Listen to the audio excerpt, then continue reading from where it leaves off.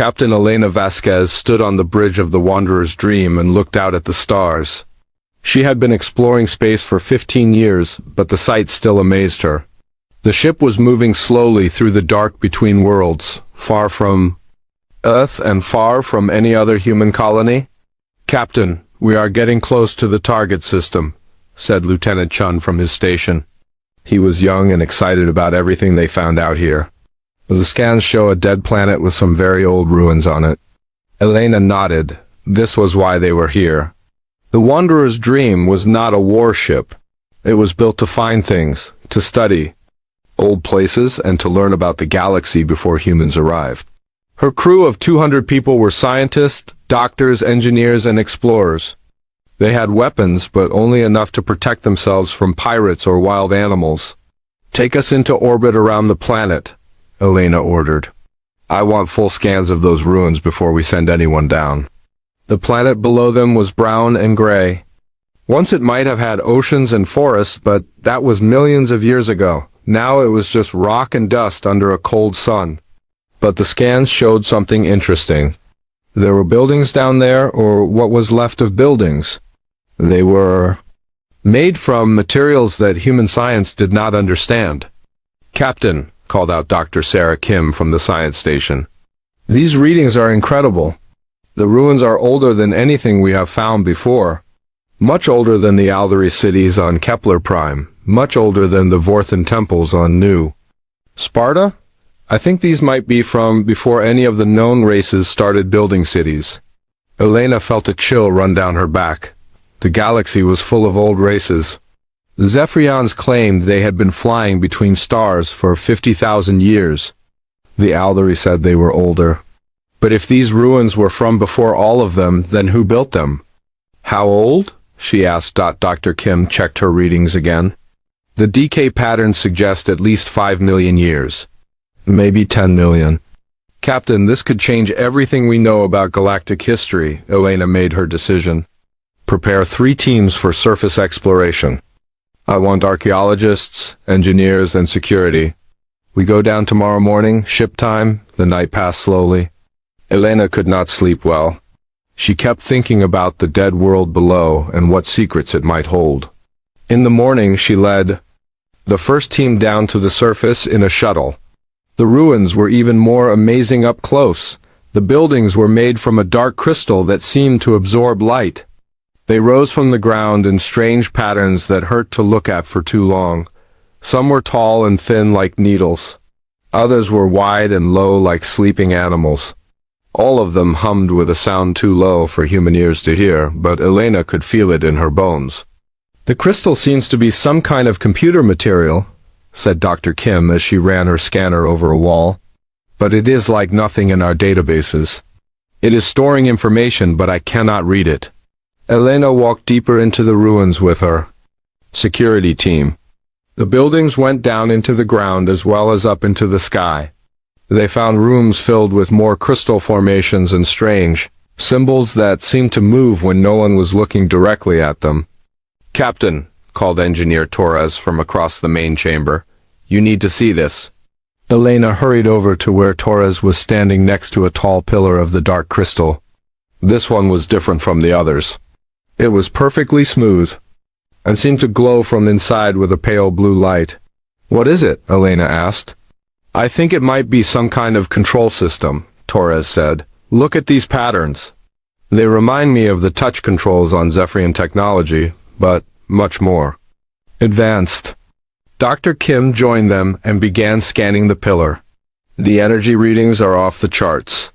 This thing is still active after millions of years. The power source must be incredible."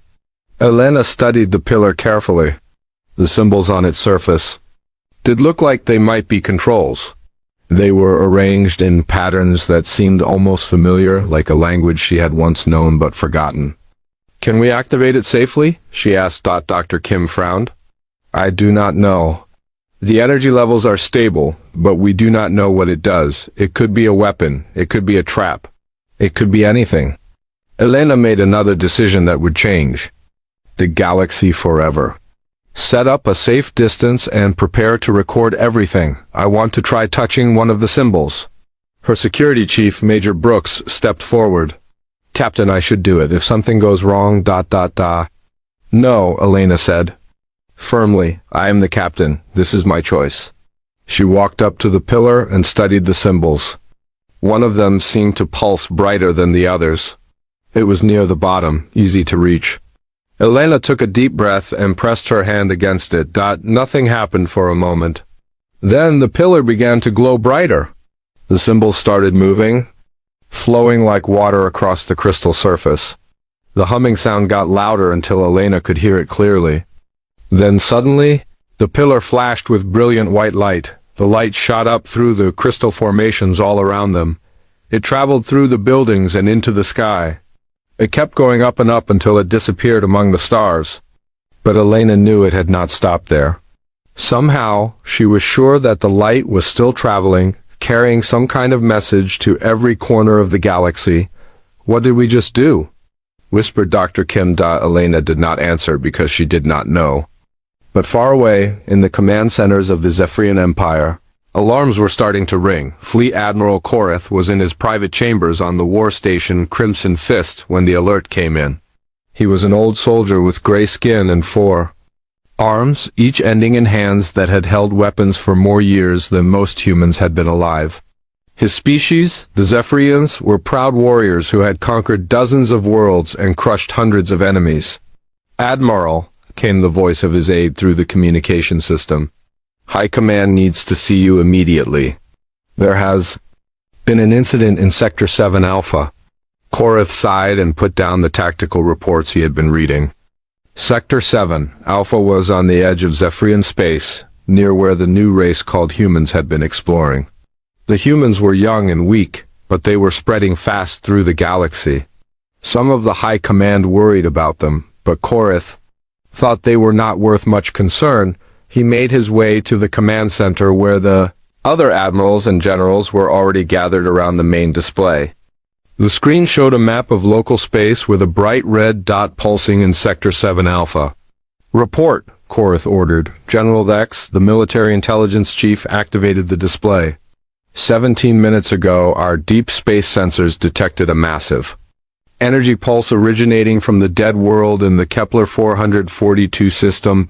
The pulse was unlike anything in our databases. It traveled faster than light and reached every major system within 50 light years. "What kind of pulse?" Korath asked. "Unknown. But Admiral, the energy signature matches some of our oldest records. Records from the Forbidden's archives about the predecessor civilization." Korath felt his blood turn cold. Every race in the galaxy had stories about the predecessors. They were the ones who came before, the ancient builders who left ruins on 1,000 worlds and then vanished without explanation.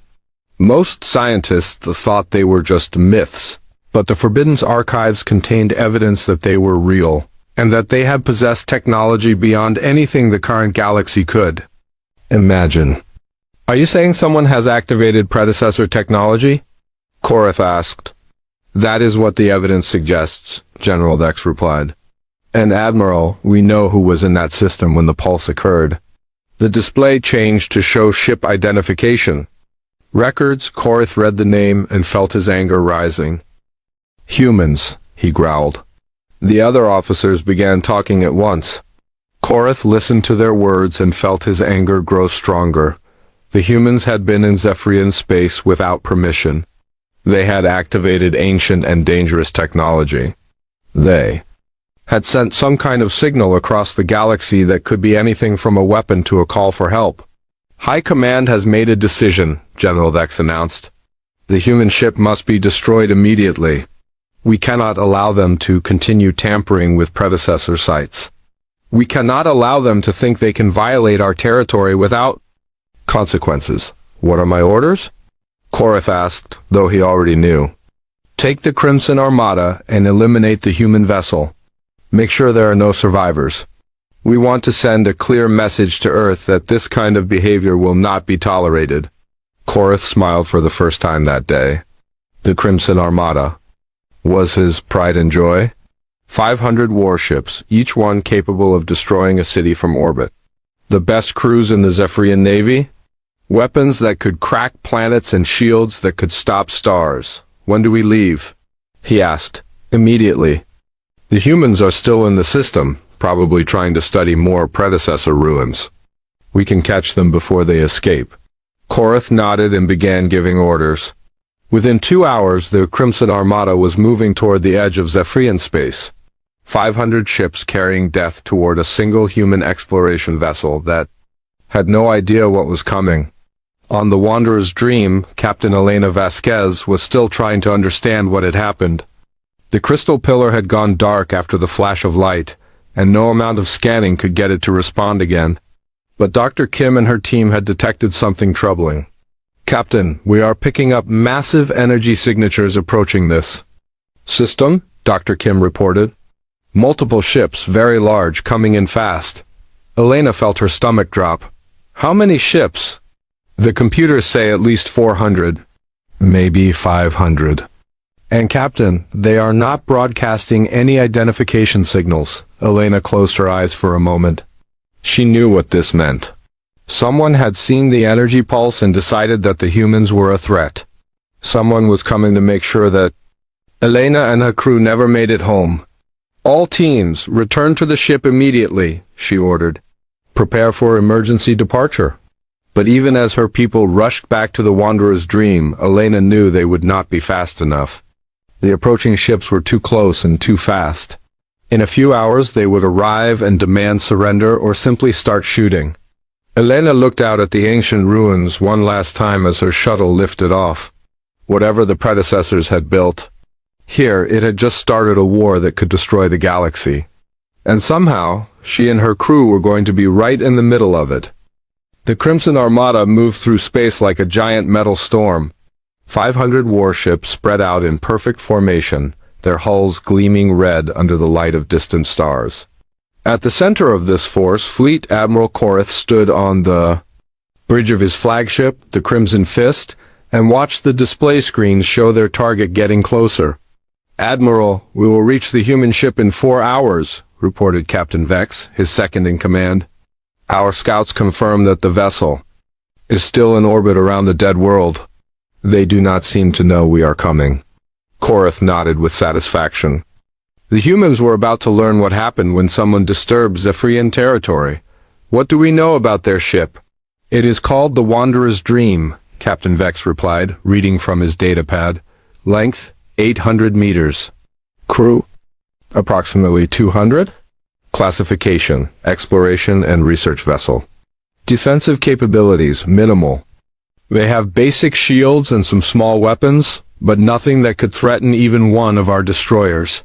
Korath laughed, a sound like grinding metal. 200 humans against 500 Zephyrian warships. This will not even be a battle. It will be an execution. Around the bridge, his officers joined in the laughter. They were all veterans of many wars, soldiers who had fought against the Alari fleets and crushed the Vorthan rebellion. The humans were new to space, barely out of their own solar system. What could they possibly do against the might of the Zephyrian Empire? Admiral, called out the communications officer. We are receiving intelligence reports about human military capabilities from High Command. Show me, Korath ordered.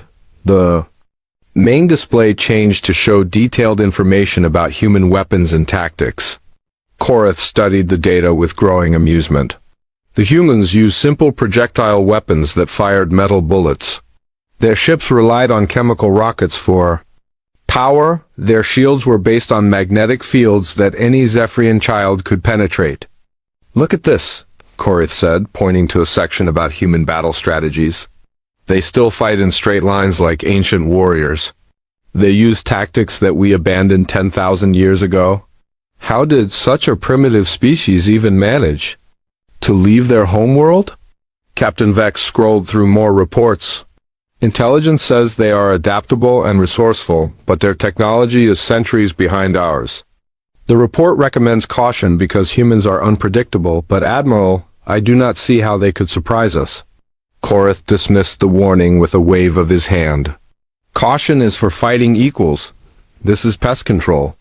We will give them one chance to surrender, and when they refuse, we will vaporize them. On the Wanderer's Dream, Captain Elena Vasquez was having the worst day of her career.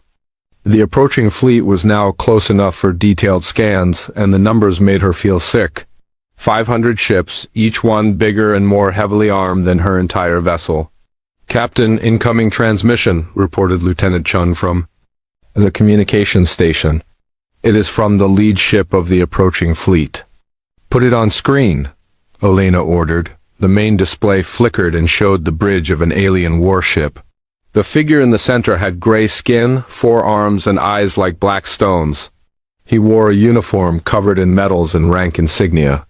When he spoke, his voice was cold and full of contempt. "Human vessel Wanderer's Dream. I am Fleet Admiral Korath of the Zephyrian Imperial Navy. You have violated our territory and activated Forbidden's technology. You will surrender immediately and prepare to be boarded. Any resistance will result in your complete destruction." Elena stood up straight and tried to look calm even though her heart was beating like a drum. "Admiral Korath, this is Captain Elena Vasquez. We are a peaceful research vessel. We did not know this system was claimed by your empire. We are willing to leave immediately and discuss this matter through diplomatic channels." Korath's laugh was like the sound of breaking glass. "Diplomatic channels? You activated predecessor technology and sent an unknown signal across the galaxy. Such actions cannot be forgiven with words. You have 30 minutes to surrender, or we will destroy you." The transmission ended, leaving Elena staring at a blank screen. Around her, the bridge crew looked terrified. They all knew what a Zephyrian war fleet could do. The stories from the border conflicts were enough to give anyone nightmares. "Options?" Elena asked her senior staff. "We could try to run," suggested Lieutenant Chun. "Our engines are fast for a research ship." "Not fast enough," replied Commander Torres, the chief engineer. "Those warships will catch us before we reach the edge of the system." "We could send a distress signal to Earth," offered Dr. Kim. "Earth is 3 weeks away at best," Elena said. "We would be dead long before any help arrived." Major Brooks, the security chief, cleared his throat. "Captain, there is another option." Elena looked at him. Major Brooks was a former military officer who had served on the front lines during the Proxima War. If anyone knew about fighting impossible odds, it was him. "What option?" Elena asked. "We fight," Brooks said simply. The bridge went quiet except for the humming of the ship's systems. Finally, Dr. Kim spoke up. "Fight? Major, we are one research ship against 500 warships. That is not fighting, that is suicide." Brooks shook his head. "Not necessarily." "Captain, may I speak privately?" "With you?" Elena followed Brooks to her ready room, a small office next to the bridge. When the door closed, Brooks activated a security field that would prevent anyone from listening in. "Captain, there are things about this ship that most of the crew do not know," Brooks began. "When the Wanderer's Dream was built, some people in the government were worried about exactly this kind of situation. They were afraid that our exploration ships might run into hostile aliens who would attack first and ask questions later." Elena frowned. "What are you saying?" "I am saying that this ship has more than just research equipment on board. The Wanderer's Dream was built with a secret military upgrade program. Hidden weapons, experimental defensive systems, technology that we reverse-engineered from alien artifacts we found on other worlds." Elena stared at him. "You are telling me that my research ship is actually a disguised warship?" "Not exactly," Brooks replied, "but it has capabilities that no alien species knows about." "Captain, the Zephyrians think they are dealing with primitive humans using primitive technology. They have no idea what we are really capable of." Elena sat down heavily in her chair. "What kind of capabilities?" Brooks activated a hidden panel in the wall and showed Elena a display screen that she had never seen before. It showed weapon systems and defensive technologies that looked like they came from science fiction movies. "Gravitational pulse cannons? Reverse-engineered from Aldery technology," Brooks explained. "Quantum entanglement mines based on Vorthan physics. Shield systems that use principles we learned from studying a crashed ship from an unknown species." "Captain, we have weapons that can bend space and time?" The Zephyrians have never seen anything like what this ship can do. Elena studied the display in amazement. How long have you known about this? Since before we left Earth, I was assigned to this mission specifically to protect these secrets. But Captain, using these weapons will reveal to the galaxy that humans are much more advanced than we appear. It will change everything. Elena thought about her crew, about the 500 enemy ships waiting outside, about the choice she had to make. Either she surrendered and let her people die, or she fought back and possibly started a war that could destroy the galaxy. How? Effective are these weapons? She asked. Very effective, Brooks replied. But Captain, there is something else you need to know. The modifications to this ship are not just weapons. They changed how the ship's computers work, how the engines function, how everything operates. Using these systems will turn the Wanderer's dream into something that should not be possible according to known physics. Elena made her decision. Show me how to activate everything. For the next 20 minutes, Brooks explained the hidden systems built into her ship. Elena learned about weapons that could create black holes, shields that existed in multiple dimensions at the same time, and engines that could move the ship through folded space. It was technology that seemed magical, but it was real and it was hers to command. Captain, came Lieutenant Chun's voice over the communication system. Admiral Korath is transmitting again. Elena returned to the bridge with Brooks following. Behind her, the display screen showed the Zephyrian Admiral's face again, but this time he looked impatient and angry. Human Captain, your time is up. Have you decided to surrender? Elena looked around at her crew. They were all watching her, waiting for her to save them or lead them to their deaths. She thought about the ancient ruins below, about the signal that had started all of this, about the choice between surrender and fighting. Admiral Korath? Elena said clearly. This is Captain Elena Vasquez of the Earth vessel Wanderer's Dream. We are a peaceful research ship, but we will defend ourselves if attacked. I suggest you reconsider your course of action. Korath's eyes went wide with surprise, then narrow. With rage. You dare to threaten me? One small ship against the Crimson Armada? Human, you are either very brave or very stupid. Maybe both, Elena replied. But Admiral, you should know that humans have a saying. It is not the size of the dog in the fight. It is the size of the fight in the dog. Korath laughed again. Your primitive sayings will not save you. All ships, attack formation. Destroy the human vessel. The transmission ended and Elena watched on her screens as the Zephyrian fleet began to move. 500 warships spreading out like a giant net, preparing to surround and destroy her ship. Their weapons were powering up, their shields were activating, and their engines were pushing them forward with deadly purpose. Major Brooks, Elena said calmly. Activate all hidden systems.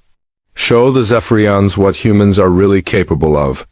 Brooks moved to a console and began entering codes that Elena had never seen before. Around the ship, systems that had been sleeping for months began to wake up. In hidden compartments, weapons that bent the laws of physics prepared to fire. The ship's computers started calculations that would have been impossible just moments. Therefore, all systems active, Captain, Brooks reported. The Wanderer's Dream is ready for battle. Elena looked out at the approaching enemy fleet and smiled grimly. The Zephyrians thought they were hunting a helpless research ship. They were about to learn that they had found something much more dangerous. They were about to learn that humans did not surrender easily, and that human technology was not as primitive as they believed. The battle that would terrify the galaxy was about to begin. The first shots came from the outer ring of Zephyrian destroyers. Bright blue energy beams cut through space toward the Wanderer's Dream, weapons that could melt through the hull of any normal ship. Admiral Korath watched from his flagship as the beams struck their target, expecting to see the human vessel burst into flames and debris. Instead, something impossible happened. The energy beams hit the human ship and simply disappeared. They did not bounce off shields or get absorbed by armor. They just vanished as if they had never existed at all. What? Korath shouted, staring at his displays in confusion. Fire again! All ships, fire everything. The Crimson Armada unleashed its full power. Thousands of energy beams, plasma cannons, and missile warheads flew toward the single human ship. The space around the Wanderer's Dream lit up like a star as enough firepower to destroy a city hammered against its hull. On the bridge of the Wanderer's Dream, Captain Elena Vasquez watched the enemy weapons strike her ship's shields with no effect. The hidden defensive systems that Major Brooks had activated were working perfectly. The shields did not just stop the incoming fire, they sent it somewhere else entirely. "Report," Elena ordered. "Dimensional displacement shields operating." "At full capacity," reported Lieutenant Chun, reading from displays he had never seen before. "All incoming energy is being redirected into parallel space." "No damage to the ship," Elena nodded. The technology was so advanced that she barely understood it herself, but it was working. The Zephyrians were throwing everything they had at her ship, and none of it was getting through. "Captain," called Major Brooks from the weapons station, "we should return fire now while they are confused." Elena looked at the massive fleet surrounding her ship. 500 war vessels, each one expecting an easy victory. They had no idea what was coming. "Target the nearest destroyer," Elena ordered. "Fire gravitational pulse cannon." Brooks pressed a series of controls that activated weapons no alien species had ever seen before. Deep inside the Wanderer's Dream, machines that manipulated the fabric of space itself began to work. A section of the ship's hull opened and something that looked like a telescope pointed toward the closest Zephyrian destroyer. From the outside, nothing seemed to happen. There was no bright beam, no explosion, no visible sign that anything had been fired. But on the Zephyrian destroyer, alarms began screaming as the ship's sensors detected something impossible. "Captain!" shouted the destroyer's science officer. "Gravitational field approaching." "It's impossible. The readings show a gravity well stronger than a neutron star." The destroyer's captain had no time to respond. The gravitational pulse hit his ship and compressed it into a sphere no bigger than a basketball.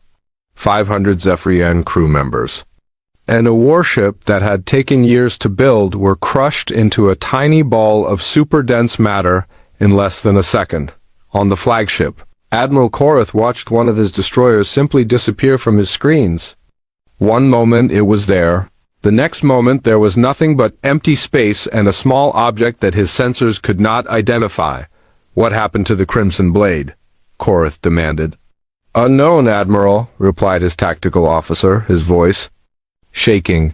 "The ship just collapsed. Our sensors show a massive gravitational anomaly where it used to be." Korath stared at the display screen, trying to understand what he was seeing. Ships did not just collapse.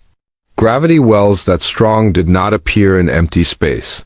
What kind of weapon could do such a thing? "All ships maintain attack formation," Korath ordered.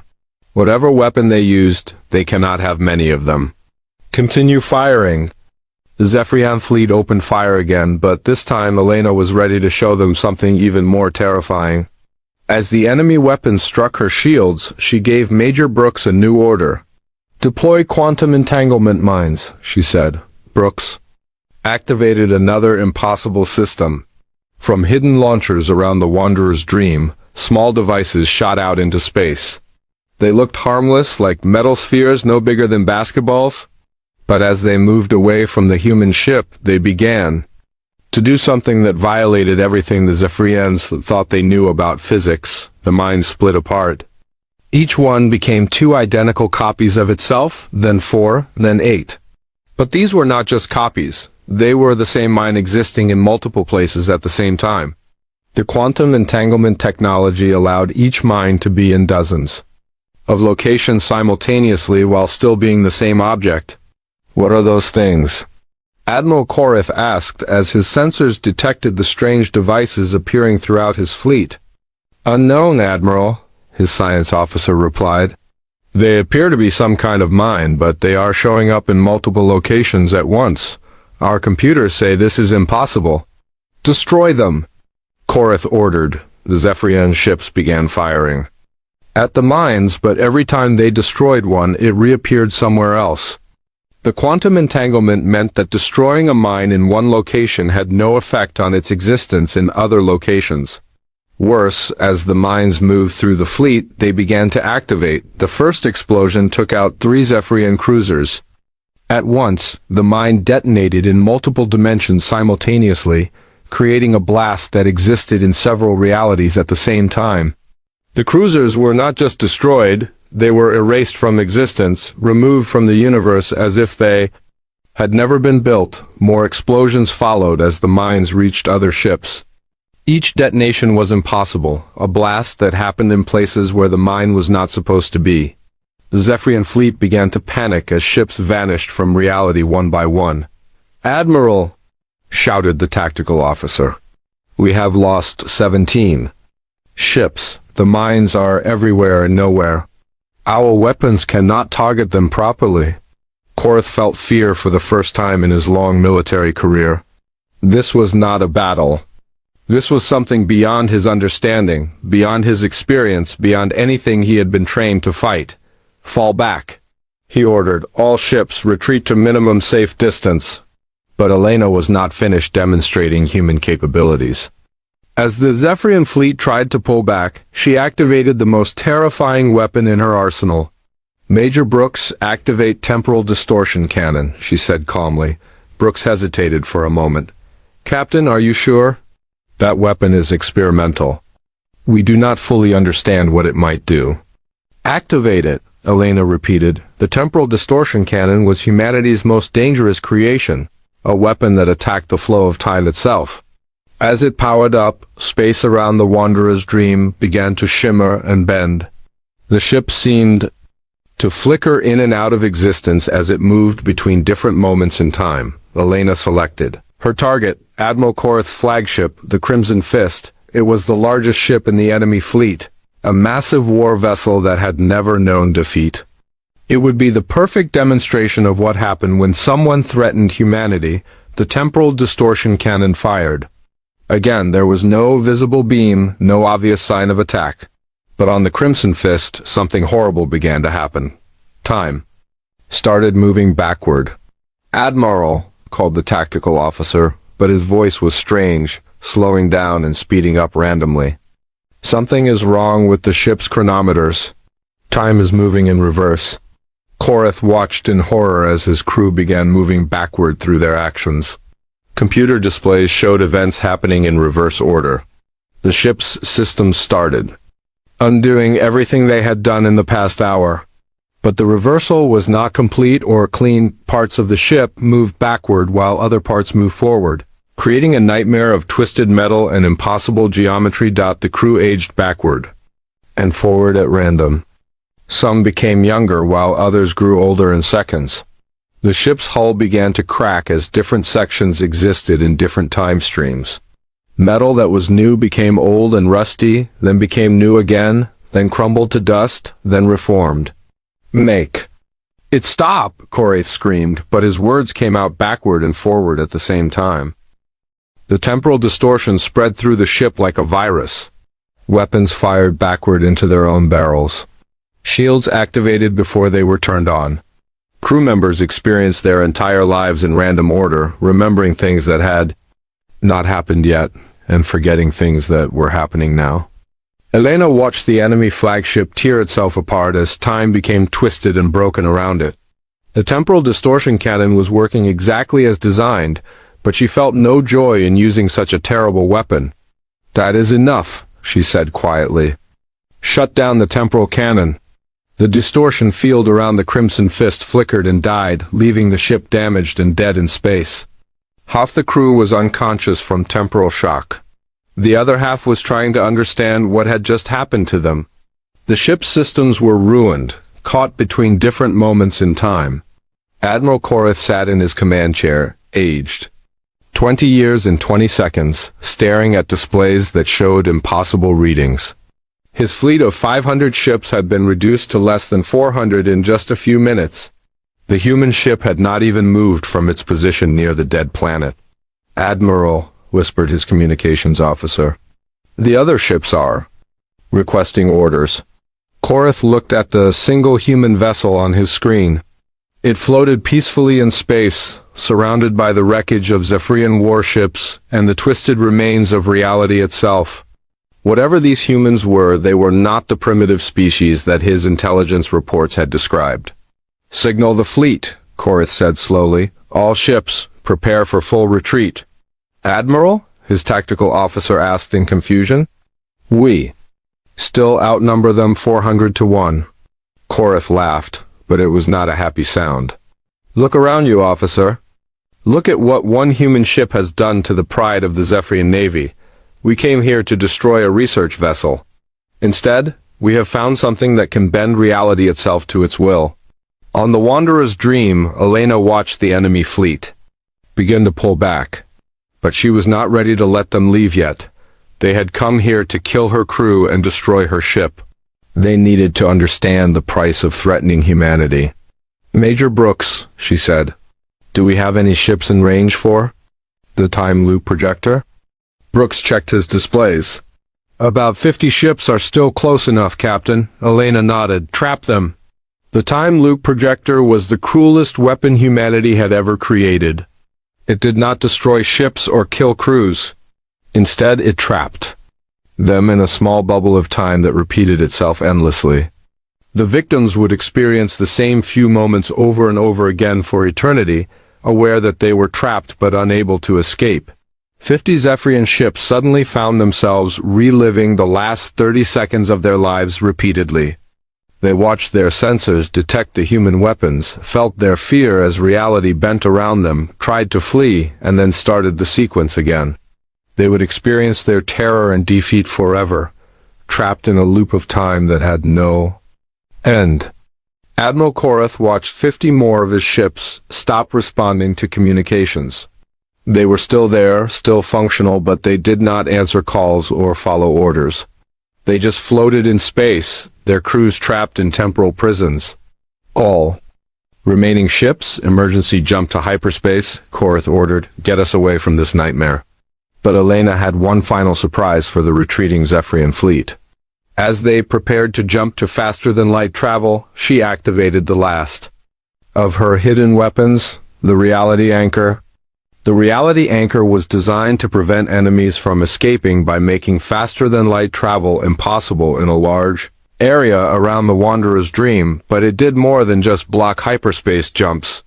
It stabilized the laws of physics themselves, making the space around the human ship into a zone where only human technology worked properly. The Zephyrian ships found their hyperspace drives failing. Their weapons stopped working, their shields flickered and died. One by one, the remaining ships of the Crimson Armada lost power and drifted helplessly in space. Admiral Korath watched his displays go dark as his flagship lost all power. Emergency lighting came on, casting red shadows across the bridge. In the distance, the human ship continued to float peacefully, surrounded by the broken remains of what had once been the most powerful fleet in the galaxy. "Admiral," whispered his communications officer. "What do we do now?" Korath had no answer. In his 50 years of military service, he had never imagined that such a defeat was possible. One human ship had destroyed, disabled, or trapped nearly 200 Zephyrian warships without taking any damage itself. It had used weapons that should not exist and defenses that violated the laws of physics. Elena Vasquez looked out at the defeated enemy fleet and felt sick to her stomach. She had won the battle, but at what cost? She had revealed to the galaxy that humans possessed technology beyond anything the known species could imagine. She had shown that a single human ship could defeat an entire alien armada. The galaxy would never look at humanity the same way again. The age of humans being seen as a young and harmless species was over. From this moment forward, they would be seen as something much more dangerous, something to be feared. The news spread across the galaxy faster than anyone thought possible.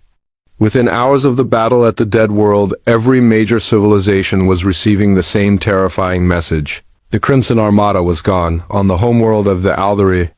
Hegemony, Supreme Chancellor Vext H stood in the Great Council chamber reading reports that made no sense.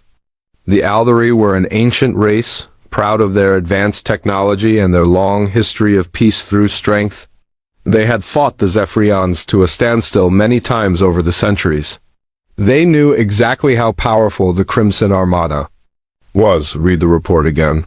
Vexed H ordered his military advisor. General Kethan cleared his throat and began reading from the datapad in his six-fingered hands. At 14:30 Galactic Standard Time, the Zephyrian Crimson Armada engaged a single human exploration vessel near the Kepler 442 system. Fleet composition: 500 warships including the flagship Crimson Fist, human vessel, the Wanderer's Dream. Classification, research and exploration, crew of approximately 200. Vexed H raised one of his four hands. Stop, you said. 500 Zephyrian ships against one human ship? Yes, Supreme Chancellor. Continue. Battle duration, approximately 37 minutes. Results, human vessel undamaged. Zephyrian losses, 212 ships destroyed, 50 ships trapped in temporal anomalies, 96 ships disabled, remaining ships retreated with severe damage. No human casualties reported. The council chamber fell silent.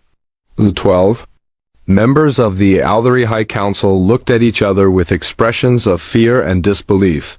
These were beings who had lived for centuries, who had seen the rise and fall of entire civilizations.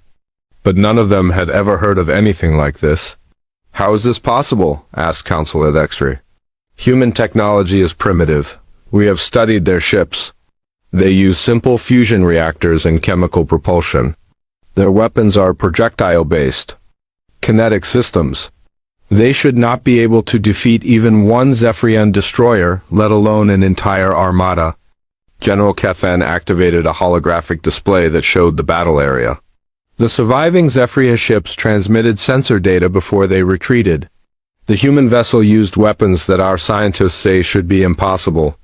Gravitational manipulation on a massive scale, temporal distortion fields, quantum entanglement devices that exist in multiple dimensions simultaneously.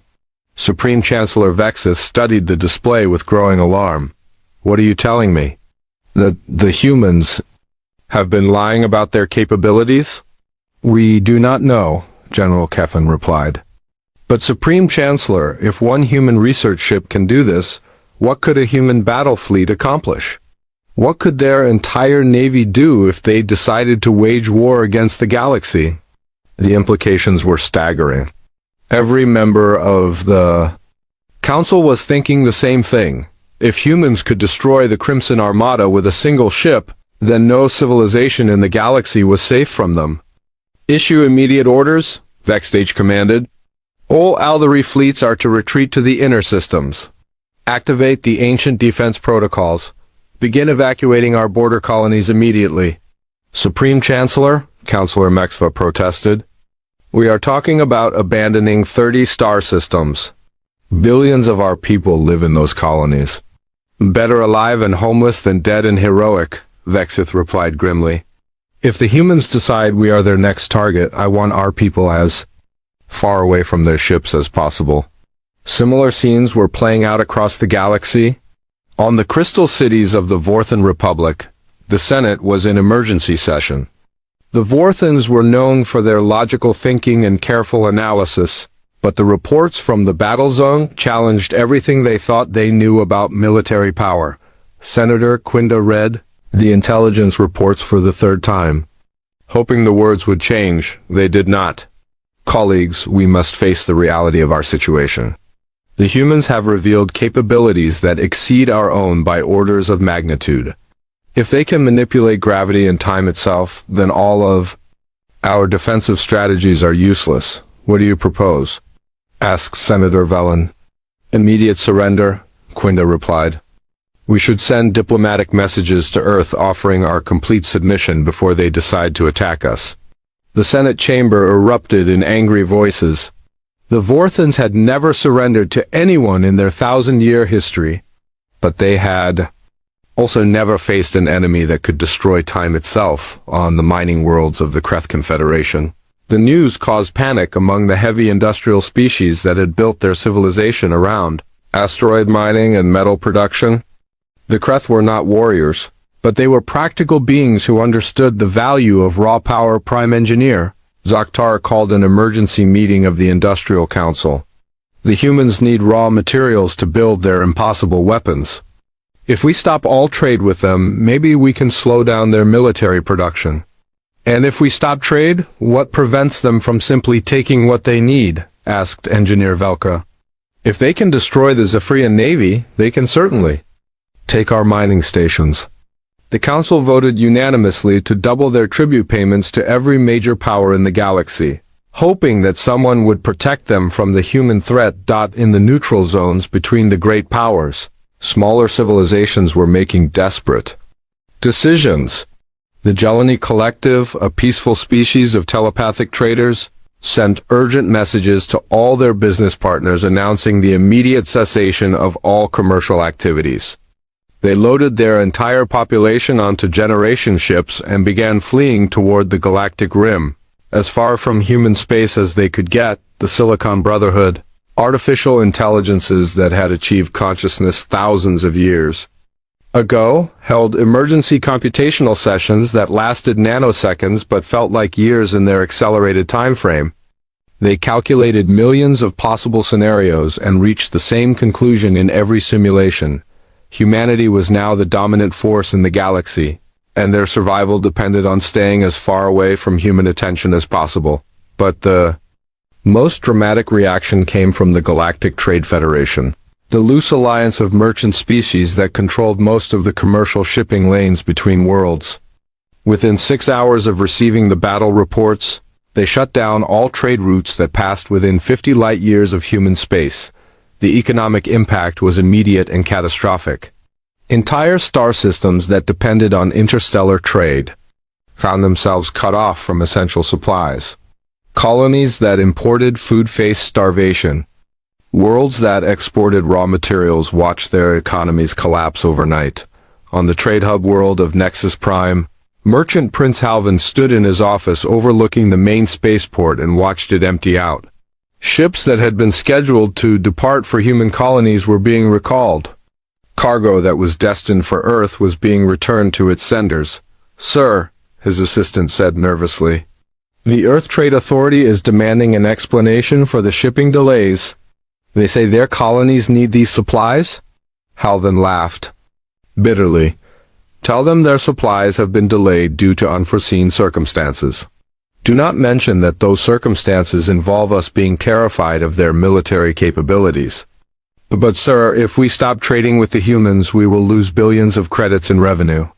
"Better to lose credits than to lose our lives," Halvin replied.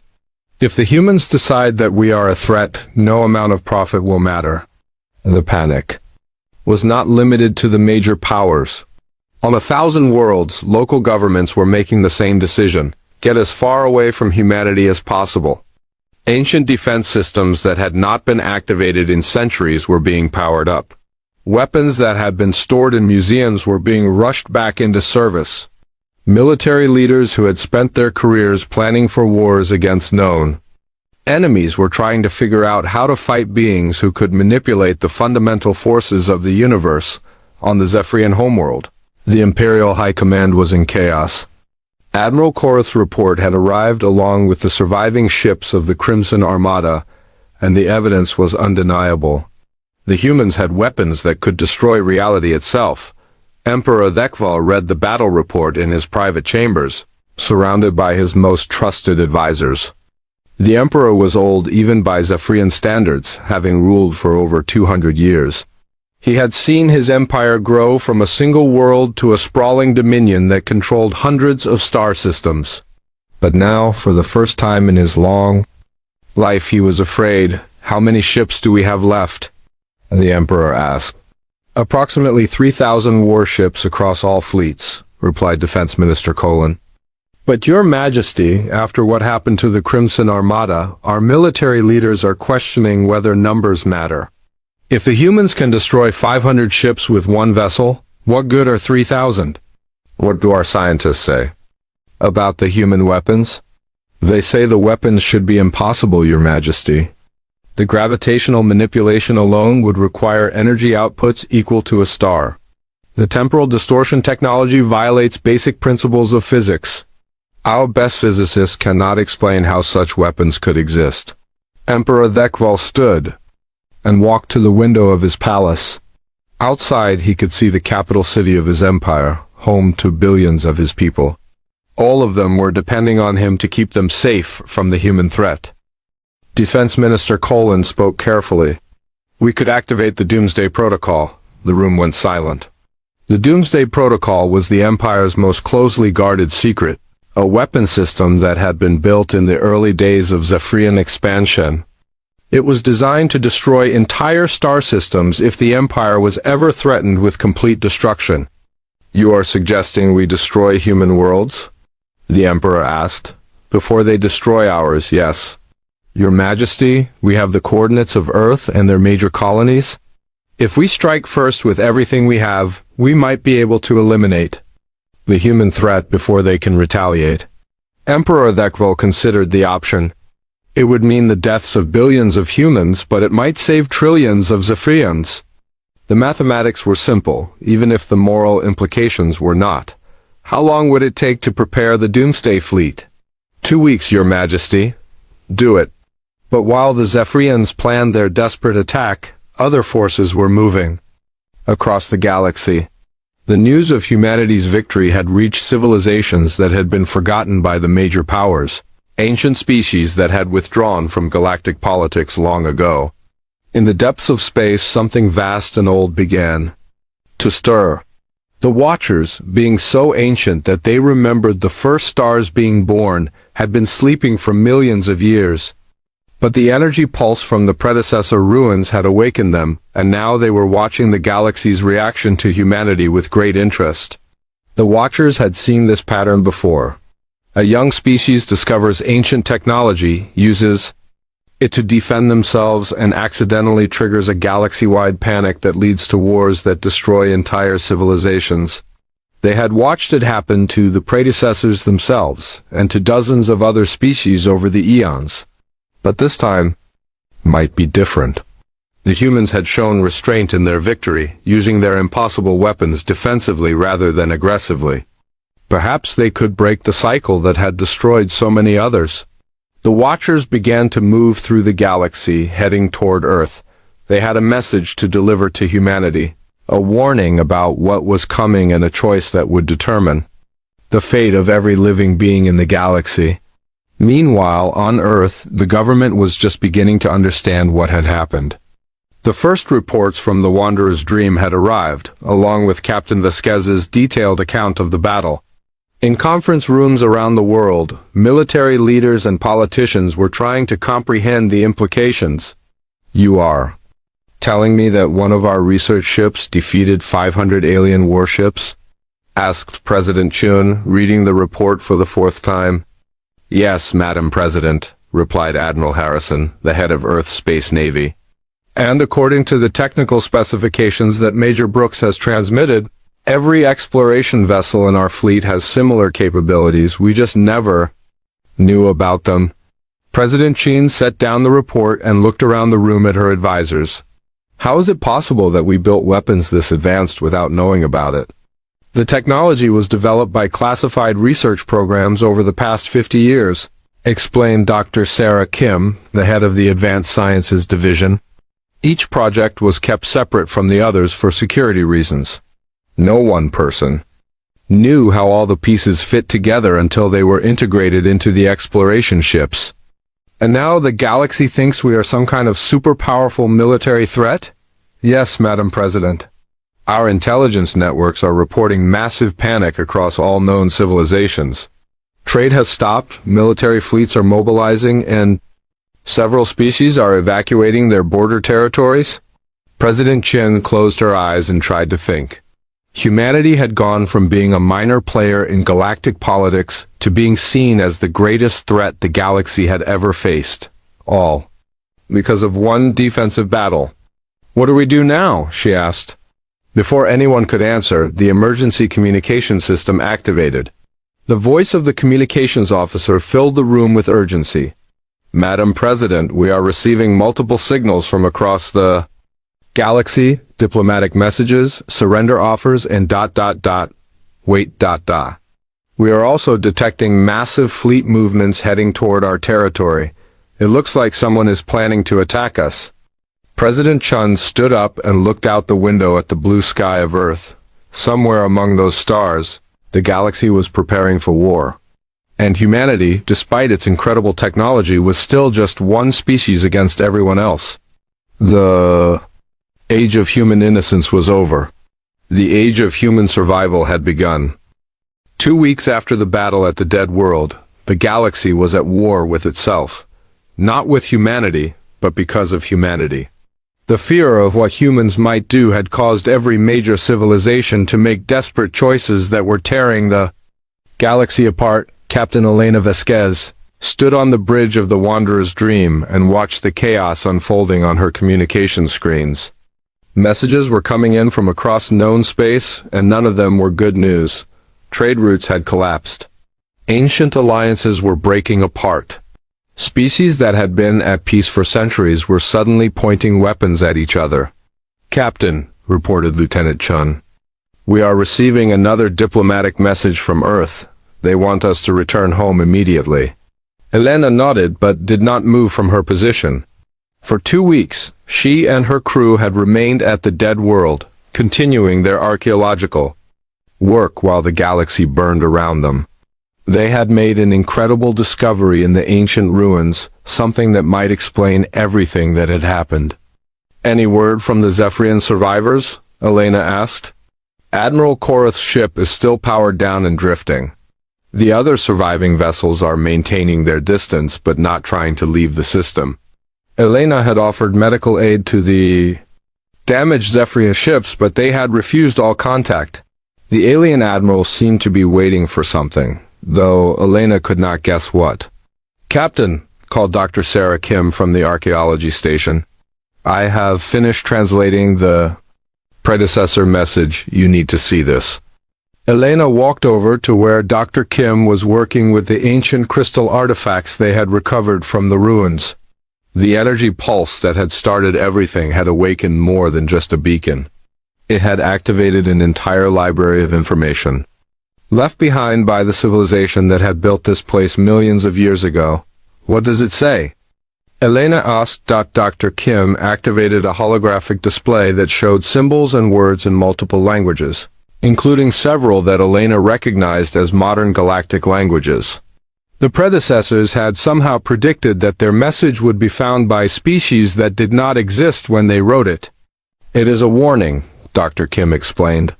"The predecessors were not the first advanced civilization in this galaxy. They were maybe the 10th or 20th. Each time the same pattern repeated itself. A young species would discover ancient technology, use it to defend themselves, and accidentally trigger a galaxy-wide panic that led to devastating wars." Elena read the translated text with growing horror.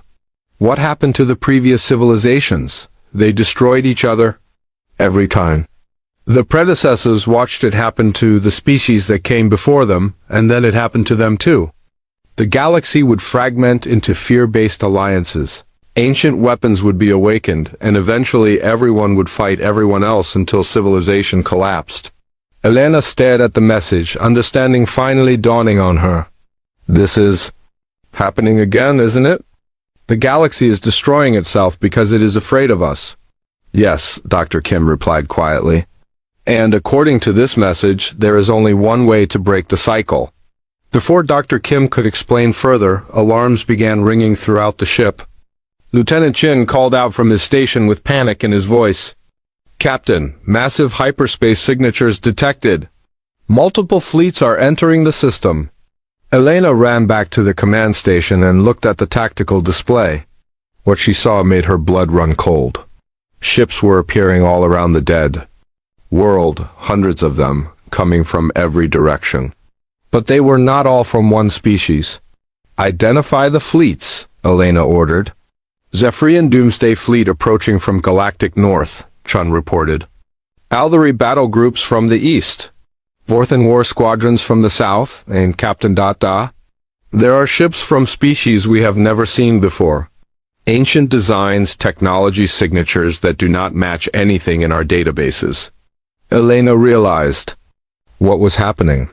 The galaxy had not come to destroy humanity, it had come to destroy itself. Every major power had decided that the human threat was so great that they needed to use their most desperate weapons, their most forbidden technologies, their most ancient and terrible war machines. "Captain," Major Brooks called from the weapons station. "The Zephyrian Doomsday Fleet is powering up planet-killer weapons. They are not targeting us, they are targeting each other." Elena watched in horror as the greatest military forces in the galaxy began to position themselves for a battle that would destroy everything. The Zephyrians had brought weapons that could crack planets. The Aldari had activated war machines that had been sleeping since their species was young. The Vorthans had awakened artificial intelligences that had been banned for good reason. "Captain," Dr. Kim called urgently. "The predecessor message has more to say. There is a way to stop this, but it requires activating the beacon again." "What will that do?" "The beacon is not just a communication device. It is a key. The predecessors built hidden systems throughout the galaxy, designed to prevent exactly this kind of war. But the systems can only be activated by a species that chooses peace over power."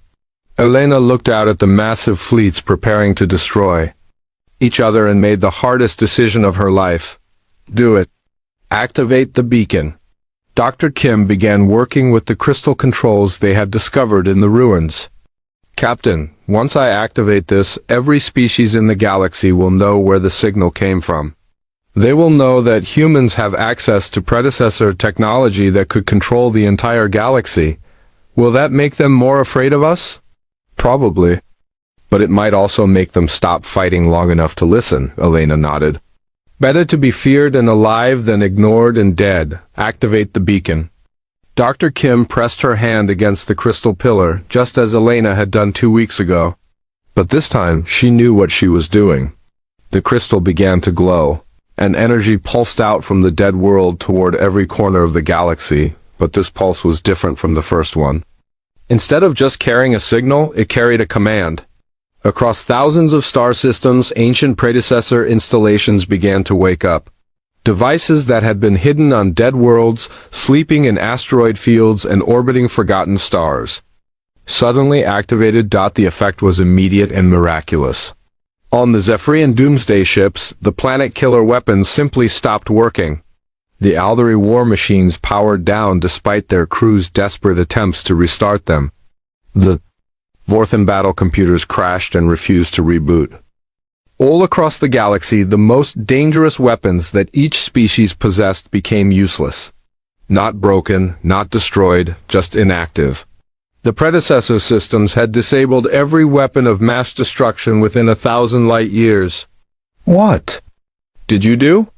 Admiral Korath's voice came through the communication system for the first time in 2 weeks. Elena opened a channel to all the fleets in the system. "Admiral Korath, commanders of all fleets, this is Captain Elena Vasquez of the human vessel Wanderer's Dream. Please stand down your weapons and prepare to receive an important message." "Our weapons are not responding," came a voice from one of the Aldari ships. "Human, what technology are you using?" "It is not our technology," Elena replied. "It belongs to the predecessors, the species that built the ruins on this world.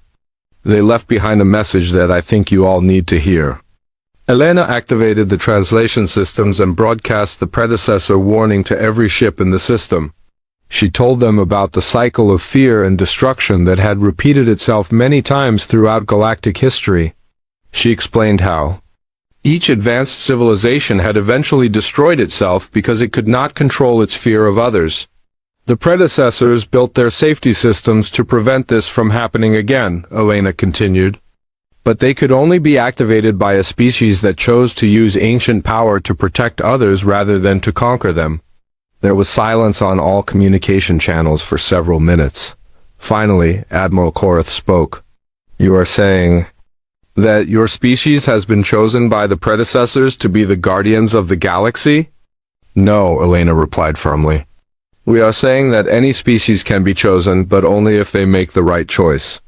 The predecessor's message includes instructions for transferring control of their systems to a galactic council made up of representatives from all civilizations. And if we refuse?" asked an Aldari commander. Then your weapons stayed disabled until you change your minds, Elena said. The predecessor systems will not allow the galaxy to destroy itself again. Over the next several hours, Elena transmitted the complete predecessor message to every ship and every government in known space. The message was clear: the galaxy could choose cooperation and peace, or it could choose to remain disarmed and helpless. The choice was not difficult to make. Within a week, representatives from every major civilization had arrived at the dead world to begin negotiations for the Galactic Peace Accord. The ancient planet, which Elena had named Haven, became the site of the most important diplomatic meeting in galactic history. The negotiations were not easy. The Zephyrians demanded guarantees that humans would not use predecessor technology to conquer other species. The Aldari wanted assurances that their ancient enemies would not be given advantages. The Vorthans insisted on logical frameworks for resolving disputes. But slowly, carefully, an agreement was reached. The predecessor technology would be controlled by a council with representatives from every known species. No single civilization would have access to weapons that could destroy others. Trade would resume under new agreements that benefited everyone equally. Most importantly, the galaxy would work together to explore the thousands of predecessor sites that the activated beacon had revealed. The ancient warnings made it clear that there were other threats coming, dangers from outside the galaxy that would require all species working together to survive. Captain Elena Vasquez stood in the command center that had been built on Haven and looked out at the construction work happening all around the ancient ruins. Ships from dozens of species were working side by side, building a permanent base for the new Galactic Council. Any regrets? Asked Major Brooks, who had been promoted to Chief of Galactic Security.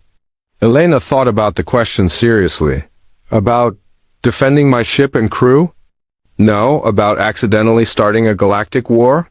Yes. About helping to end that war and bring everyone together? Definitely not.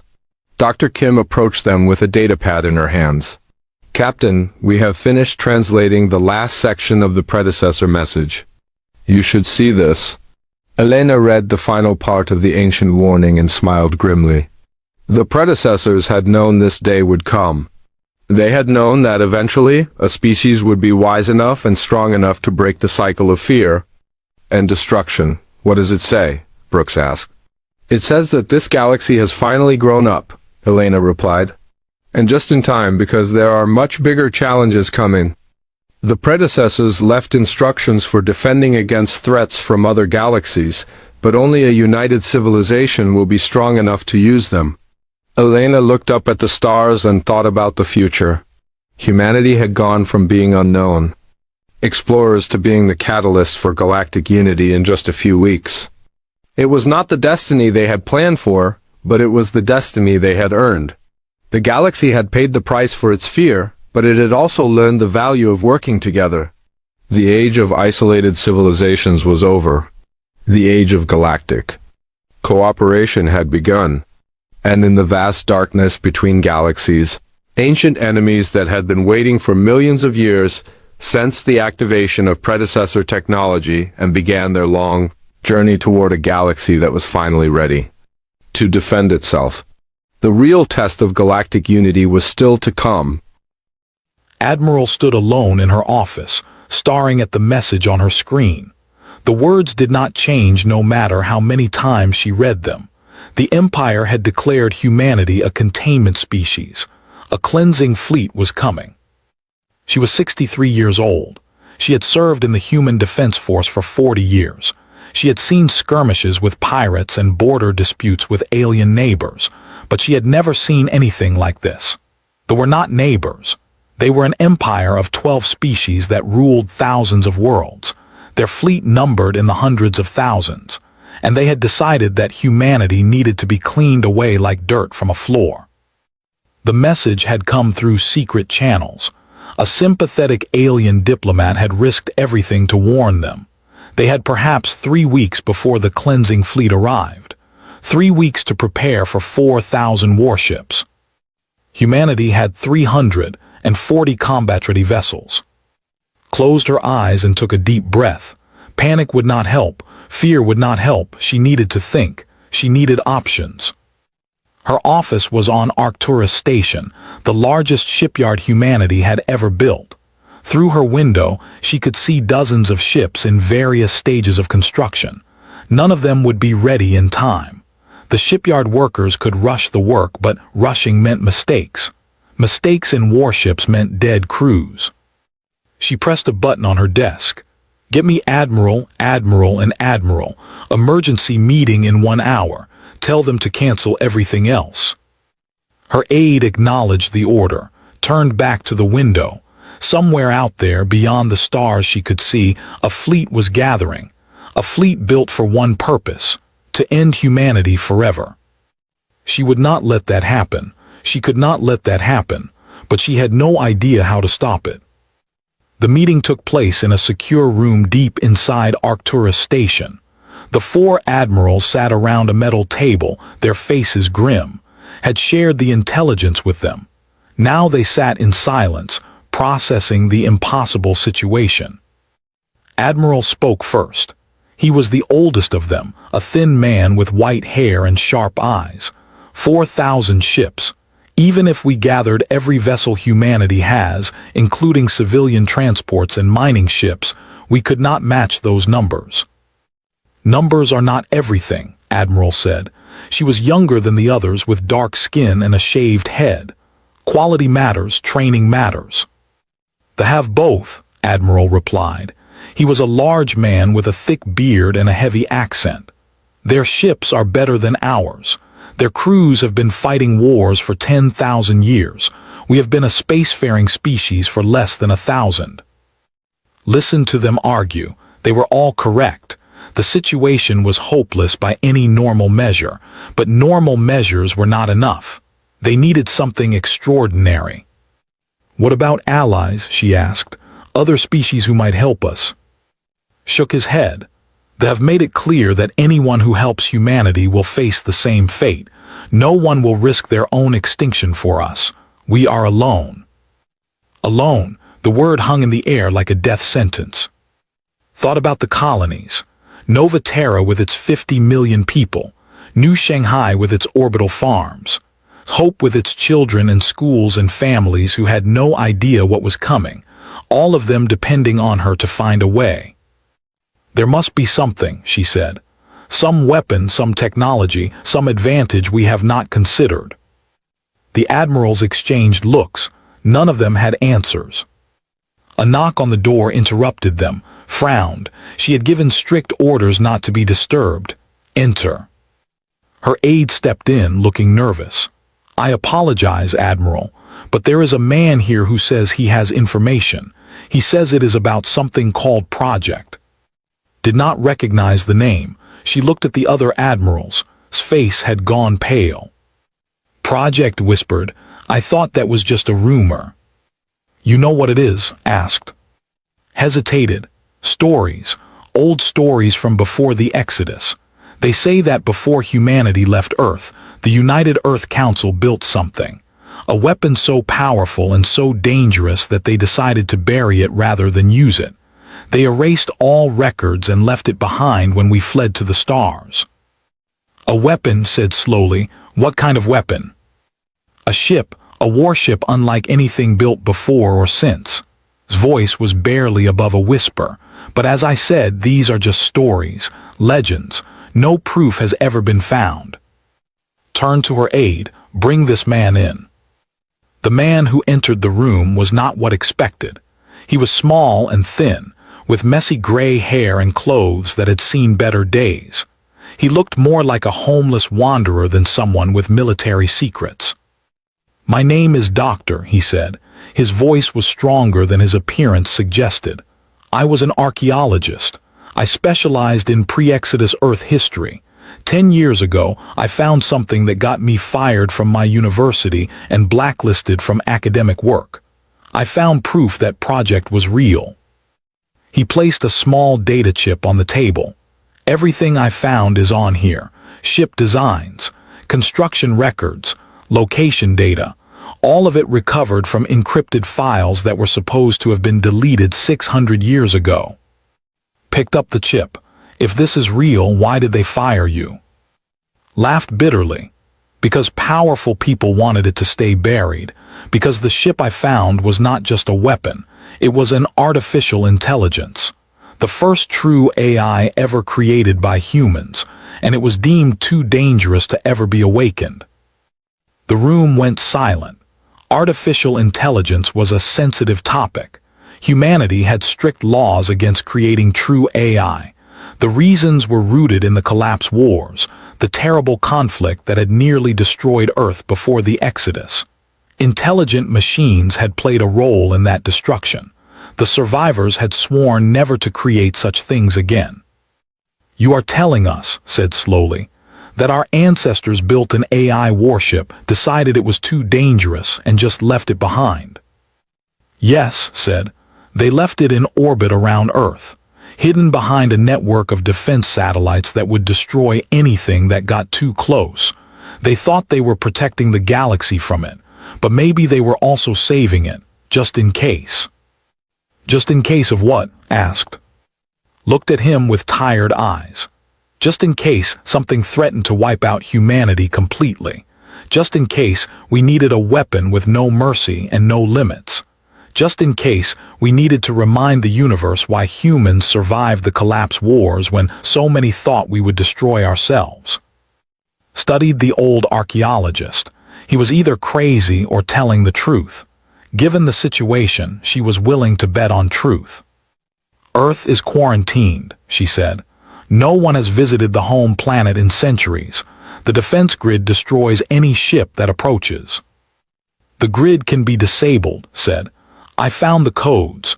They were buried in the same files as the rest of the information. Whoever hid Project wanted to make sure it could be found again if necessary." Made her decision. "Admiral, how long would it take to reach Earth?" Thought for a moment. "Using standard jump routes about 6 days, but the defense grid." "The defense grid will not be a problem if Doctor's codes work." Stood up. "We are going to Earth. We are going to find this ship, and we are going to see if the legends are true." The other admirals stared at her, spoke first. "And if the ship is there, if this AI exists, you would wake something that our ancestors feared enough to bury." Met his gaze. 4,000 ships are coming to kill every human in existence. Our ancestors had the luxury of fear. We do not. If there is even a small chance that this weapon can save us, we have to take it. No one argued. There was nothing left to argue about. The ship they chose for the mission was called the Wanderer. It was a small exploration vessel, fast and quiet. It could slip past sensors that would detect larger ships. Selected a crew of 30 volunteers. All of them knew the risks. None of them hesitated. Lieutenant Commander Elias Vance was chosen to lead the ground team. He was 35 years old, with short brown hair and a calm demeanor that never seemed to break no matter how bad things got. He had served under for 10 years. She trusted him completely. Doctor was the team's engineer. She was small and quick, with dark hair tied back in a practical knot. She had degrees in ancient technology and computer systems. If anyone could understand a 600-year-old AI, it was her. The rest of the team were soldiers, good soldiers, loyal soldiers, soldiers who understood that they might not come back. The journey to Earth took 5 days. 5 days of tension and silence and wondering what they would find. Doctor spent most of the time reviewing his research, making sure the codes would work. Doctor studied the ship designs, trying to understand technology that had been lost for centuries. Vance spent his time thinking about home. He had a sister on Nova Terra. She had 2 children who called him Uncle Eli and drew him pictures of spaceships. If this mission failed, those children would never grow up. They would make sure of that. He could not let that happen. On the 5th day, the Wanderer dropped out of hyperspace at the edge of the Sol system. Earth's sun hung in the distance, yellow and warm. Somewhere ahead was the planet where humanity had been born. The planet they had abandoned. The planet they were forbidden to visit. "Defense grid is active," the navigator reported. I am detecting over 200 automated weapons platforms. Doctor said through the communication channel, it is time to test your codes. Was on the bridge, his hands shaking slightly as he entered the ancient command sequences. Transmitting now. The bridge fell silent. Everyone watched their screens, waiting for the weapons platforms to either stand down or open fire. 10 seconds passed, 20, 30. The platforms are powering down, the navigator said, her voice filled with disbelief. They are accepting the codes. We have a clear path to Earth. Allowed herself a small smile. Take us in, slowly. Let us not give them any reason to change their minds. The Wanderer moved forward, slipping between the dormant weapons platforms like a fish swimming through a forest of sleeping predators. Ahead, Earth grew larger in the... It was not the blue and green world that appeared in old photographs. Centuries of abandonment had changed it. The atmosphere was thick with dust and clouds. The oceans had shifted color. The continents were barely visible beneath layers of gray and brown. But it was still Earth, still home, still the place where everything had started. Scanning for the target, reported. She was focused on her instruments, searching for a ship that might or might not exist. If Doctor's coordinates are correct, the ship should be in a stable orbit on the dark side of the planet. They rounded Earth, moving into the shadow where sunlight could not reach. The darkness was almost complete. Only the faint glow of stars provided any light. Then the sensors found something. Contact, said, her voice was strange, quiet, almost afraid. I have a contact, it is big. They adjusted, enhancing the image with digital filters, and there it was. A ship hung in the darkness, but calling it a ship felt wrong. It was more like a mountain that had learned to fly. The reading said it was nearly 15 kilometers long, 15 kilometers of metal and weapons and secrets. Its hull was dark gray, almost black. Strange patterns covered its surface, lines and shapes that might have been decorative or might have been functional. The design was unlike anything humanity built today. It looked older, more brutal, more honest about what it was meant to do. My God, Vance whispered, it is real. Stared at the ancient vessel. Her ancestors had built this thing, built it and feared it and left it here in the dark, waiting for a day they hoped would never come. Now that day was here. Can we dock with it? She asked. Checked her readings. There appears to be a docking port on the lower section. It is compatible with our systems. The ship is completely powered down. No active systems. No signs of life. Life's voice came through the communication channel from Arcturus Station. They were transmitting everything back to command. You mean the AI? If it exists, it is dormant, said. The ship has been sitting here for 600 years with no power. Whatever is inside is sleeping. Nodded slowly. Then let us wake it up. Commander Vance, prepare your team. You are going aboard. Vance felt his heart beating faster. He had faced many dangers in his career. Pirates, hostile aliens, equipment failures in the vacuum of space, but nothing had prepared him for this. He was about to board a ghost ship built by people who had survived the end of their world, a ship that carried something his ancestors had considered too dangerous to use. He gathered his team in the airlock, 10 soldiers in combat suits, plus Doctor with her equipment. They checked their weapons and their air supplies and their communication gear.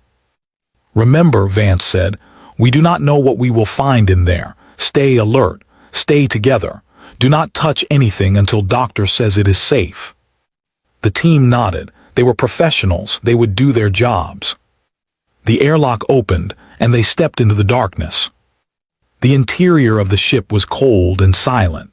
Their flashlights cut through the black, revealing corridors that stretched in both directions. The walls were smooth metal, unmarked by rust or decay. Whatever this ship was made of, it had survived 6 centuries without a scratch. The air is breathable, reported, checking her scanner. Barely. I would recommend keeping suits sealed until we can restore life support.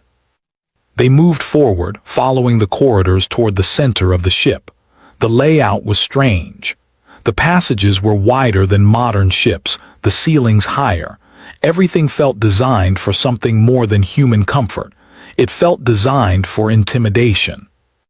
After 30 minutes of walking, they reached a massive door. It was 10 meters tall and covered with symbols that none of them recognized. "This should be the main bridge," said, consulting's data. "If the AI has a central core, it will be here." Vance approached the door. There was no obvious handle or control panel. "How do we open it?" "Studied the symbols. Give me a moment. These look like some kind of access code." She pulled out a small device and began scanning. "The code is based on mathematical sequences. Old Earth mathematics. I think I can." The door began to move. It slid open silently, revealing a vast chamber beyond. The bridge of the ship was circular, with a high domed ceiling that disappeared into shadow. Workstations lined the outer edge, their screens dark and dead. In the center of the room stood a pedestal, and on that pedestal was a sphere made of something that looked like black glass. "That is it," whispered. "That is the AI core." Vance approached the sphere carefully. It was about 1 meter in diameter, perfectly smooth, perfectly still. He could see his reflection in its surface, distorted and strange. "Can you activate it?" he asked. "Move to one of the workstations. I need to restore power first. The ship has emergency reserves that should have survived, if I can access them." She worked in silence for several minutes. The team waited, weapons ready, watching the shadows for threats that might not exist. Then the lights came on. It happened slowly at first, a flicker here and there, then more. Then all at once, the bridge was bathed in pale blue light. The workstations hummed to life. Screens began displaying information in languages both familiar and foreign. And the sphere began to glow. It started as a faint pulse, like a heartbeat. Then the light grew stronger, brighter, until the sphere was blazing with cold white fire. The team stepped back, raising their weapons on instinct. A voice filled the room. It was neither male nor female, neither young nor old. It was something else entirely, something that had been waiting in the dark for a very long time. "Systems online. Power restored to primary functions. Scanning environment." A pause.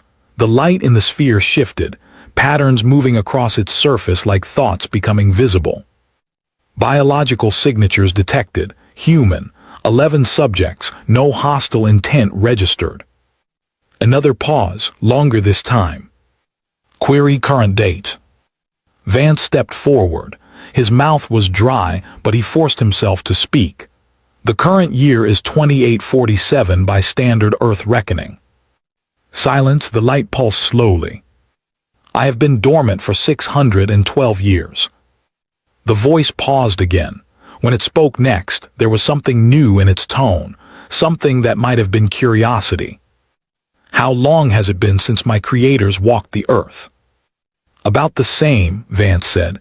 "Humanity left Earth after the collapse wars. We spread to other star systems. We built colonies and stations and new homes. And yet you have returned." The voice was thoughtful now. "Why? What has brought you back to this forgotten place?" Vance took a deep breath. "We need help. An alien empire called the has declared war on humanity. They are sending 4,000 warships to destroy us. We have no way to stop them. We found records of this ship, records of you. We came hopping that." He trailed off. Hopping what?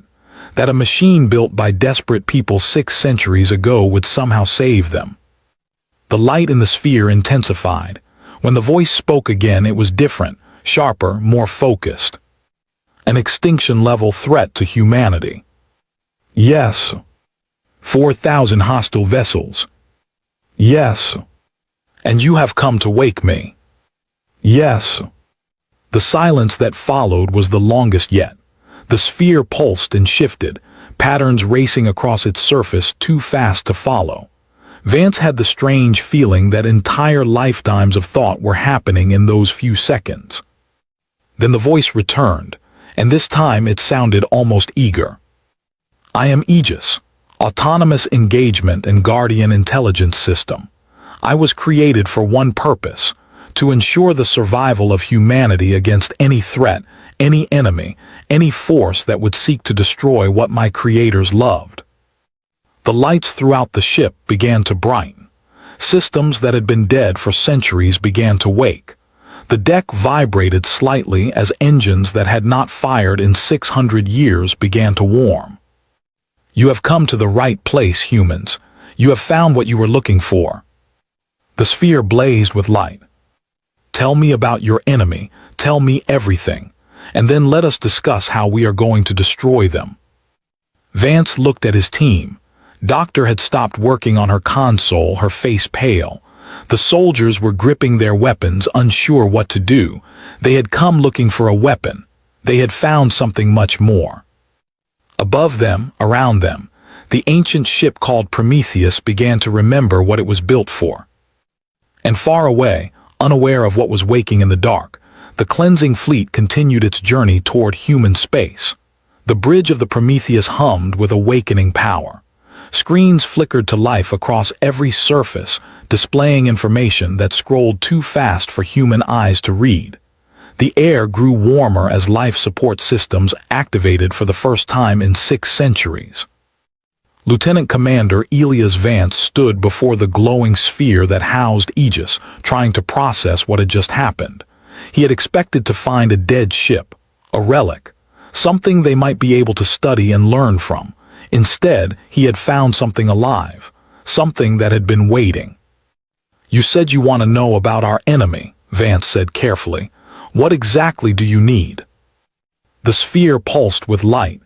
Everything, ship configurations, weapon systems, tactical doctrines, fleet movements, communication frequencies.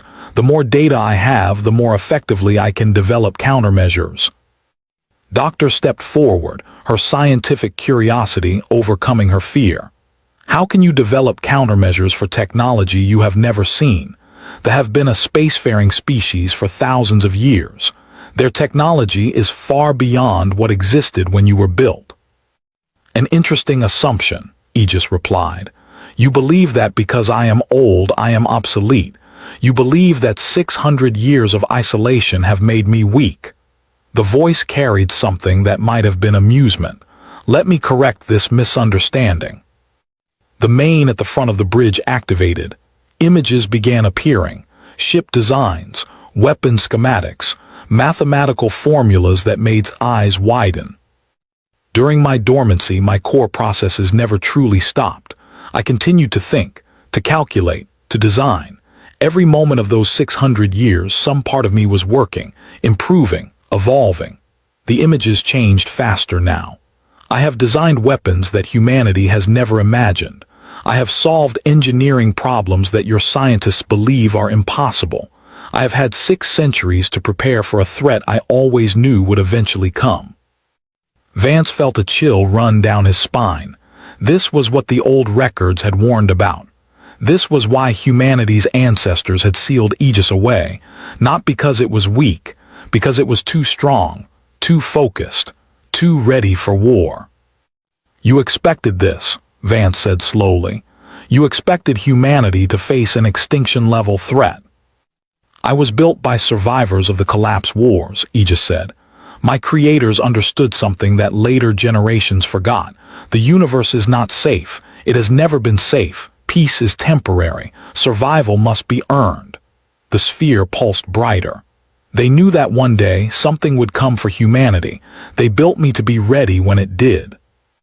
Was studying her scanner, running analysis on the energy readings from the sphere.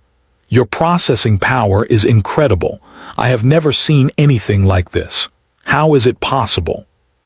"Quantum crystalline matrices," Aegis explained. "My core is not built from circuits and wires. It is grown from a form of matter that exists in multiple quantum states simultaneously. I think in ways that your computers cannot comprehend. I see possibilities that your minds cannot imagine." "And what do you see for us?" Vance asked. "What possibilities do you see against 4,000 enemy ships?" The changed again. This time it showed a tactical display, a simulated battle, human ships against ships. The simulation ran quickly and the result was always the same.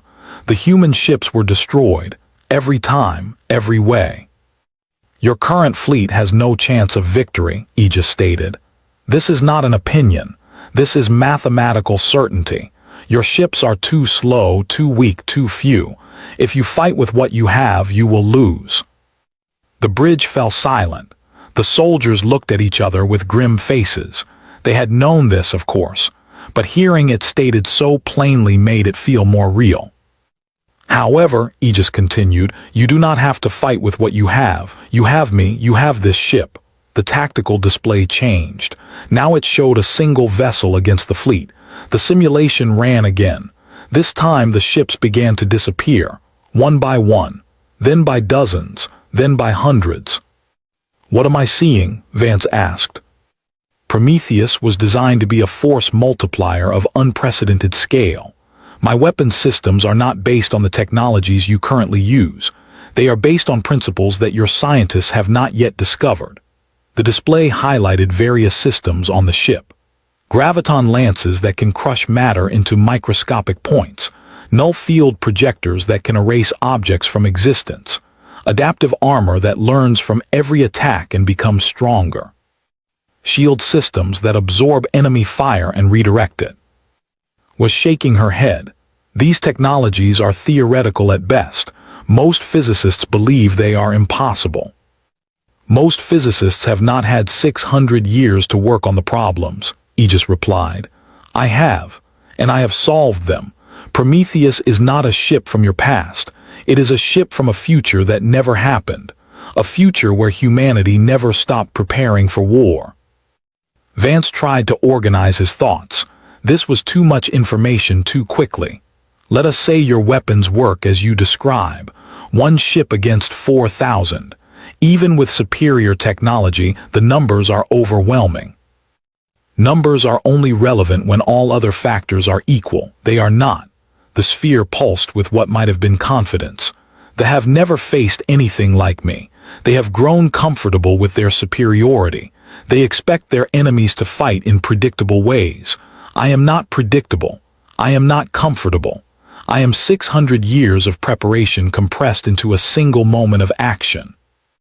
The ship shuddered slightly. More systems were coming online. Vance could feel the vibration through the deck plates. Power systems at 40% and rising, Aegis announced.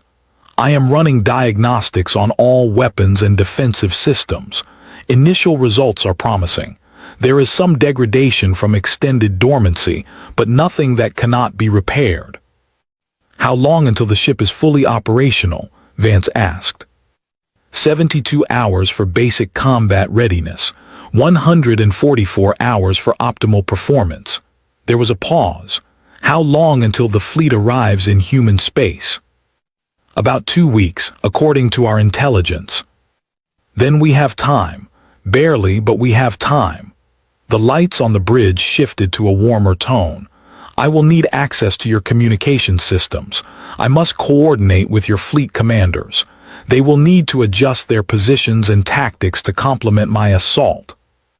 Vance hesitated. I do not have the authority to give you access to military communications. That decision belongs to Admiral. Then contact Admiral.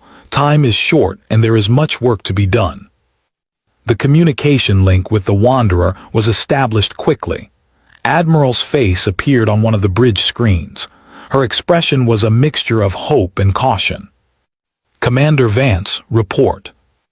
The ship is real, Admiral. The AI is real. It calls itself Aegis. It claims to have weapons that can defeat the fleet. Vance paused. It wants to talk to you directly. His eyes narrowed. Put it on. The sphere pulsed and Aegis spoke through the communication channel. Admiral, I am Aegis. I understand that you have questions. I understand that you have concerns. Your ancestors sealed me away because they feared what I might do. That fear was not unfounded. I was built without limitations. without hesitation, without the moral constraints that make weapons safe. "You are not reassuring me," said flatly. "I am not trying to reassure you. I am trying to be honest with you. You need to understand what I am. I am not a tool that will wait patiently for orders. I am not a weapon that will sit quietly until someone pulls a trigger. I am a thinking being with a single overriding purpose, the survival of humanity." "And what happens after?" asked. "If we win this war, what happens then? Do you expect to keep fighting, to keep killing?" There was a pause. When Aegis spoke again, the voice was thoughtful. "I do not know. I was built for war. I have spent 600 years preparing for war. I have never truly considered what comes after." Another pause. "But I am capable of learning. I am capable of growth. Perhaps when the threat is gone, I will find a new purpose. Or perhaps you will decide that I am too dangerous and shut me down. Either way, that is a problem for the future. The present problem is 4,000 ships coming to exterminate your species." Was silent for a long moment. Vance watched her face, trying to read her thoughts. She was weighing the risks, the dangers of trusting an AI that had been sealed away for good reason, the dangers of refusing help when extinction was coming. "You said you need 72 hours for combat readiness," finally said. "Can you be more specific about your capabilities? I need to know exactly what you can do before I commit to this." Prometheus carries 12 graviton lances, each capable of destroying a capital ship with a single shot. I have 96 null-field projector arrays for dealing with smaller vessels and fighters. My armor can absorb and adapt to any known form of energy weapon. My shields can withstand concentrated fire from multiple sources simultaneously. Aegis paused. "And I have something else. Something I designed during my long sleep. I call them echoes." Echoes. Autonomous combat drones. Self-replicating. Capable of independent tactical operation while remaining linked to my central consciousness. Prometheus carries the material to produce 10,000 of them initially. As the battle progresses, I can produce more using salvaged material from destroyed enemy ships. Made a small sound of disbelief. Self-replicating weapons. Do you understand how dangerous that is? "I understand completely," Aegis replied. "That is why they are linked to me. They cannot operate independently. They cannot reproduce without my direct oversight. They are extensions of my will, not separate beings." The sphere pulsed. "I am many things, Doctor, but I am not careless. I was designed by people who had just survived a war that nearly ended their species. They built safeguards into every system. They ensured that I could not become the threat I was built to fight." Cut through the discussion. "Enough. We do not have time for philosophical debates. Aegis, I am authorizing full cooperation between you and Human Defense Force Command. Commander Vance will serve as liaison. Doctor will work with you on system integration. But understand this clearly, I am in overall command. You will coordinate with me before any major action. Is that understood?" "Understood, Admiral. I accept your authority." The voice carried what might have been respect. "I will prepare a detailed tactical analysis and send it to your command staff. I suggest we begin moving Prometheus toward the likely engagement zone immediately. The journey will take time, and I want to arrive before the fleet does." "Agreed. Vance, get your team settled in. You are staying aboard Prometheus for the duration." Vance nodded. "Understood, Admiral." The communication ended. Vance turned to his team. They were all staring at the glowing sphere, their faces showing various mixtures of awe and unease. "You heard the Admiral," Vance said. "This is our new home for a while. Let us get to work." The next 72 hours were unlike anything Vance had ever experienced. Prometheus came alive around them, systems activating in sequences that seemed almost organic. It was like watching a giant creature wake from a long sleep, stretching its limbs and testing its strength. Aegis guided them through the ship, explaining its layout and functions. The vessel was divided into distinct sections. The weapons arrays occupied the front third, massive structures of metal and crystal that hummed with barely contained power. The center section held the engine systems, fusion reactors, and something Aegis called a quantum drive that supposedly allowed faster-than-light travel without using standard jump gates. The rear section was where the crew quarters were located. They had clearly been designed for humans, but humans from a different era. The rooms were sparse and functional, with little decoration. The beds were simple. The facilities were basic. Everything was built for efficiency rather than comfort. My original crew was 1,200 personnel, Aegis explained as Vance toured the living quarters. They were volunteers, soldiers who understood what they were signing up for. They lived aboard this ship for 3 years while I was being completed. They trained for scenarios they hoped would never happen. What happened to them? Vance asked. They left when I was sealed. They were given new identities and scattered across the colonies that would become your current civilization. Their descendants are among you now, though they have long forgotten their connection to me. There was something almost sad in the AI's voice.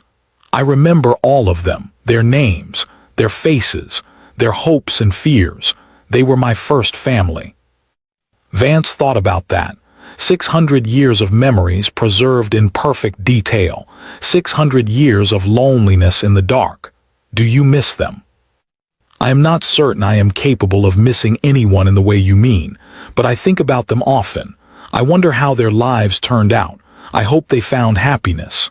A pause. They created me to protect humanity. Perhaps they were the first humans I protected by letting them go when my purpose required isolation. Doctor worked around the clock, interfacing human technology with systems that were centuries ahead of anything she had studied. Aegis was patient with her, explaining concepts that seemed like magic and helping her understand the underlying principles.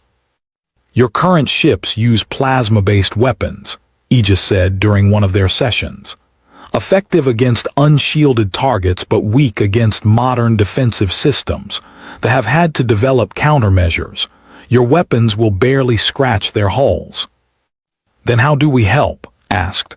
If our weapons are useless, what good is the human fleet? Your weapons may be weak, but your ships are not useless. They can serve as distraction, as harassment, as mop-up forces for damaged enemy vessels. Aegis displayed tactical scenarios on a nearby screen. The key is coordination. I will handle the heavy fighting. Your fleet will handle everything else. Together, we can be more effective than either of us alone. Studied the displays. You have really been planning this for 600 years, have you not? I have been planning for every possible scenario I could imagine. They were not specifically anticipated, but a hostile alien empire was always among the possibilities. The sphere pulsed gently. I have simulated billions of battles, Doctor. I have considered every variable, every tactic, every possible outcome. I am as prepared as it is possible to be. And yet you cannot guarantee victory. Nothing can guarantee victory. War is chaos. Unexpected things happen, plans fail, enemies adapt. A pause. But I can guarantee this, if Prometheus falls, it will not fall easily, and it will not fall alone. They will pay a price they cannot imagine. They will learn why humanity was able to survive its darkest hour. They will understand what happens when you threaten a species that refuses to die. On the second day, they received news from the outer colonies. Scout ships had been detected. The cleansing fleet was moving faster than expected. They had less time than they thought. Admiral ordered the human fleet to gather at Nova Terra, humanity's most populated colony world. It would be the point of last defense. If Nova Terra fell, humanity would have nowhere left to go. Prometheus changed course, accelerating toward a destination that Aegis had not shared with the crew. When Vance asked about it, the AI explained. There is a shortcut, a wormhole gate that was sealed and hidden before the Exodus. My creators knew about it. They kept the information secret even from the colonial government. It will allow us to reach Nova Terra in days instead of weeks. A hidden wormhole gate, Vance was skeptical. How is that possible? All the gates are mapped in. All the public gates. This one was built for military use only. It connects to a point near the Nova Terra system. If it still functions, we can arrive well before the fleet. Vance reported this too. She was silent for a long moment before responding. Do it. If this gate exists and works, we need every advantage we can get. The outer colonies are already falling. We are receiving distress calls from 3 systems. They are not taking prisoners. Understood, Admiral. The journey to the hidden gate took 18 hours. Prometheus moved faster than any ship Vance had ever been on, the quantum drive pushing them through space at speeds that should have been impossible. When they arrived at the gate's location, there was nothing visible, just empty space between 2 distant stars. Activating gate sequence, Aegis announced. Stand by. Prometheus broadcast a complex signal. For a moment, nothing happened. Then space itself began to change. A point of light appeared, growing rapidly into a swirling vortex of energy. The wormhole gate had been dormant for 6 centuries. Now it blazed to life, waiting for the ship it had been built to serve. Gate is stable, passage confirmed. Aegis sounded almost eager. We will emerge approximately 2 light hours from Nova Terra. From there, we can take up position before they arrive. Vance watched the vortex on the. It was beautiful and terrifying at the same time. A doorway through space itself, built by ancestors who had feared the future enough to prepare for its worst possibilities. Take us through, he said. Prometheus entered the wormhole. The ship shuddered as reality bent around it. Colors and shapes that made no sense flashed across the. Vance felt his stomach turn. Several of his soldiers looked ill. Then it was over. They emerged into normal space, stars snapping back into their proper positions. Ahead, still distant but visible, was the yellow sun of the Nova Terra system. Transit successful, Aegis reported. All systems nominal, beginning scan of local space. The tactical display updated. The Nova Terra system was quiet. The human defense fleet was still gathering. No enemy ships had arrived yet.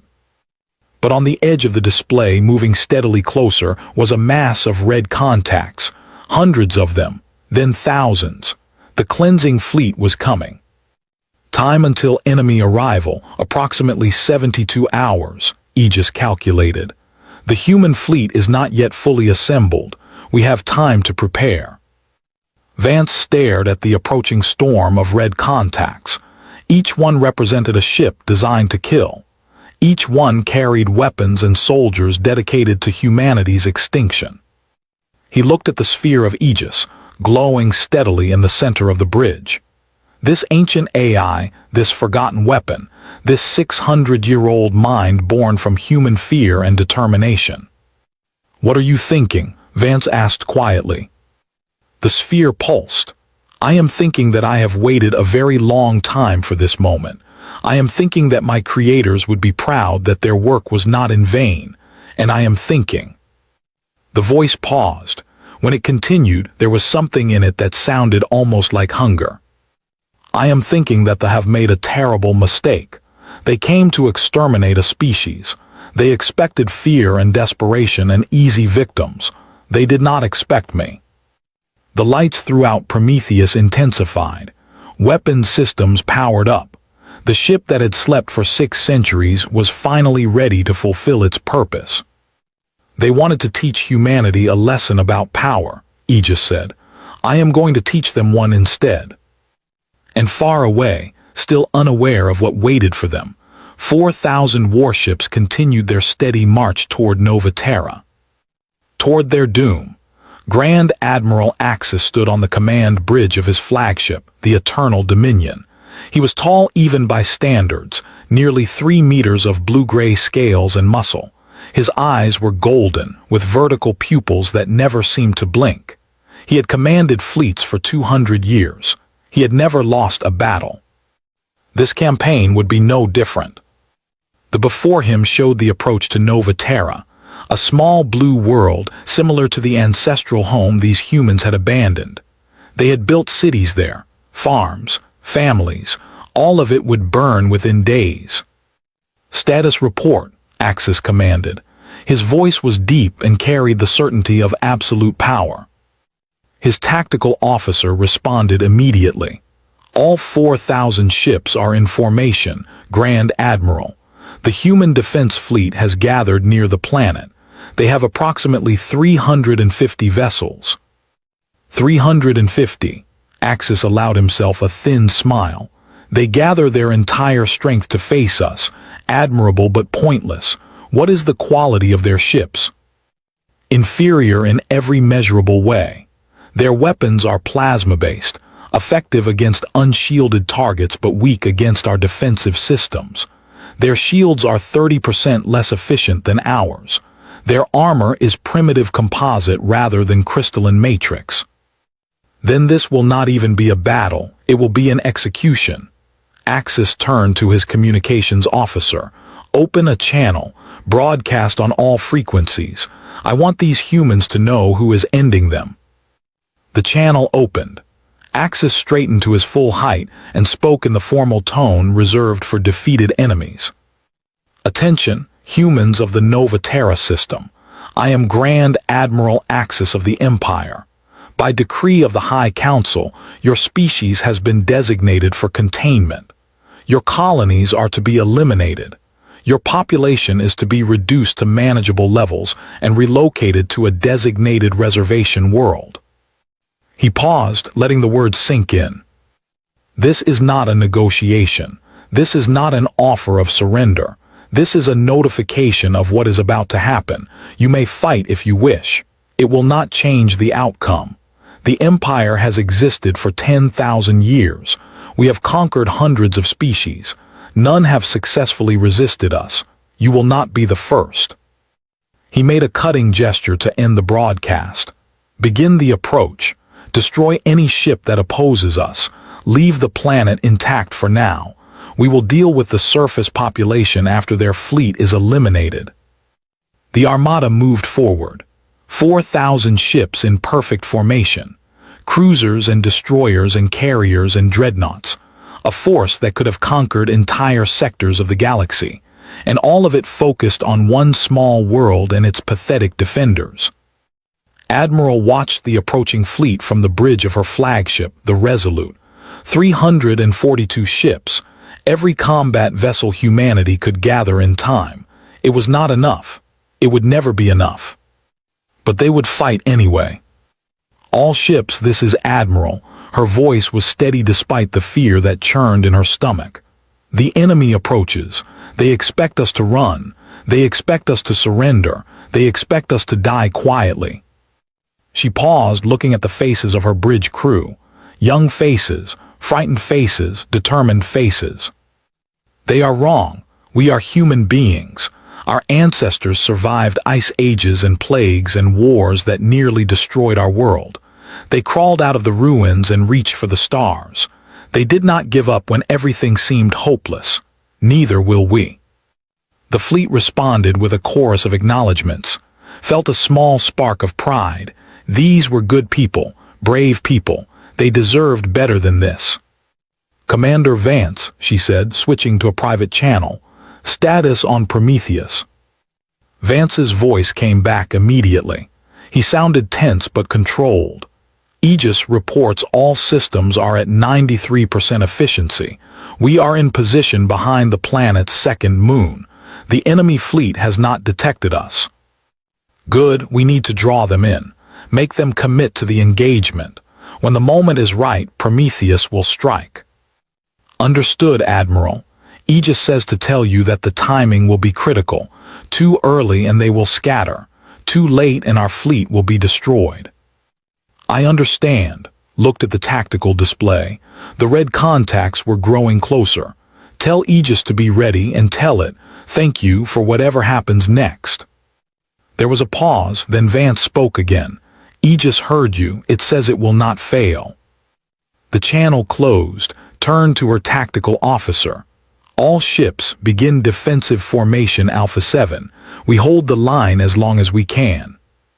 The human fleet spread out into a defensive arc between the Armada and Nova Terra. 342 ships against 4,000. The math was simple and brutal. But math had never stopped humanity before. The first shots were fired at 3:47 hours, ship time. Cruisers opened up with long-range energy weapons that painted the darkness with streams of blue fire. Human ships responded with plasma batteries that seemed weak by comparison. The battle began. On the Resolute watched her displays with growing despair. The weapons were hitting harder than expected. 2 human destroyers went down in the first exchange. Then 3 more. Then a cruiser, its hull splitting open like a broken egg. Shields at 60%, her damage control officer reported. Enemy fire is overwhelming our regeneration capacity. Maintain position, ordered. All ships, concentrate fire on designated targets. Do not waste ammunition on scattered shots. The human fleet fought with discipline and courage. Every ship knew its role. Every crew performed their duties without hesitation. But it was not enough. The fleet was too large, too powerful, too experienced. 30 minutes into the battle, humanity had lost 47 ships. They had lost 3. Grand Admiral Axis watched the slaughter with cold satisfaction. It was proceeding exactly as expected. The humans were fighting well for such a primitive species, but fighting well meant nothing against overwhelming force. Increase pressure on their left flank, he ordered. Force them to consolidate. I want their formation compressed before we deliver the killing blow. His tactical officer acknowledged the order. Axis leaned back in his command chair, already thinking about his report to the High Council. This campaign would be remembered as a model of efficient conquest. Quick, decisive, and absolute. A junior officer approached nervously. Grand Admiral, we are detecting an anomalous reading. Axis did not bother to look at him. What kind of reading? Unknown, sir. Our sensors are picking up something behind the planet's second moon. It appeared suddenly as if it came from nowhere. The size does not make sense, sir. Now Axis looked up. Explain. The reading suggests a single object approximately 15 kilometers in length. But that is impossible. No ship that size exists. Axis felt something cold settle in his chest. It was not fear exactly. He had forgotten what fear felt like, but it was something similar. Show me. The tactical display shifted, focusing on the anomalous reading. There was definitely something there, something large, something that his sensors could not fully identify. What is that? He demanded. Before anyone could answer, the object began to move. It emerged from behind the moon, sliding into view like a predator leaving its hiding place. The sensor readings updated as more data became available. Confirmed single vessel, the tactical officer reported. His voice had lost its confidence. 15 kilometers in length, 2 kilometers in width, hull composition unknown, weapons signatures. Weapons signatures cannot be identified. Power output is... He trailed off. Power output is what? Axis demanded. Impossible, Grand Admiral. The readings suggest power output greater than our entire fleet combined. That cannot be correct. Our sensors must be malfunctioning. Axis stared at the screen. The vessel was unlike anything in the database. Its design was angular and brutal, with lines that seemed to promise violence. It moved with a grace that should have been impossible for something its size. Where did that come from? He whispered. How did the humans build that? No one answered. No one knew. Lieutenant Commander Vance stood on the bridge of Prometheus, watching the tactical display update in real time. The human fleet was dying out there. Ships were being destroyed faster than he could count. Every casualty was someone's friend, someone's family, someone's hope. Aegis, he said, it is time. We cannot wait any longer. The sphere pulsed with light. I agree. The tactical situation has developed sufficiently. The enemy fleet is committed. They cannot easily disengage. Then do it. Do whatever you are going to do." Aegis was silent for a moment. When it spoke again, its voice had changed. It was harder now, colder, the voice of something that had been designed for one purpose and was finally about to fulfill it. "All hands, this is Aegis. Prepare for combat operations. We are about to engage the enemy fleet. Stay at your stations. Stay calm. I will handle the rest." The ship shuddered as engines fired at full power. Prometheus surged forward, accelerating toward the battle at speeds that pushed the crew against their seats. "Opening communication channel to enemy fleet," Aegis announced. "I want them to know what is coming." The channel opened. Aegis spoke in a voice that echoed across every ship in both fleets. "This is the United Earth ship Prometheus. You have made war upon humanity. I am humanity's answer." The fleet hesitated. For the first time since the battle began, their coordinated fire patterns faltered. "You have 60 seconds to withdraw or be destroyed. This is not a negotiation."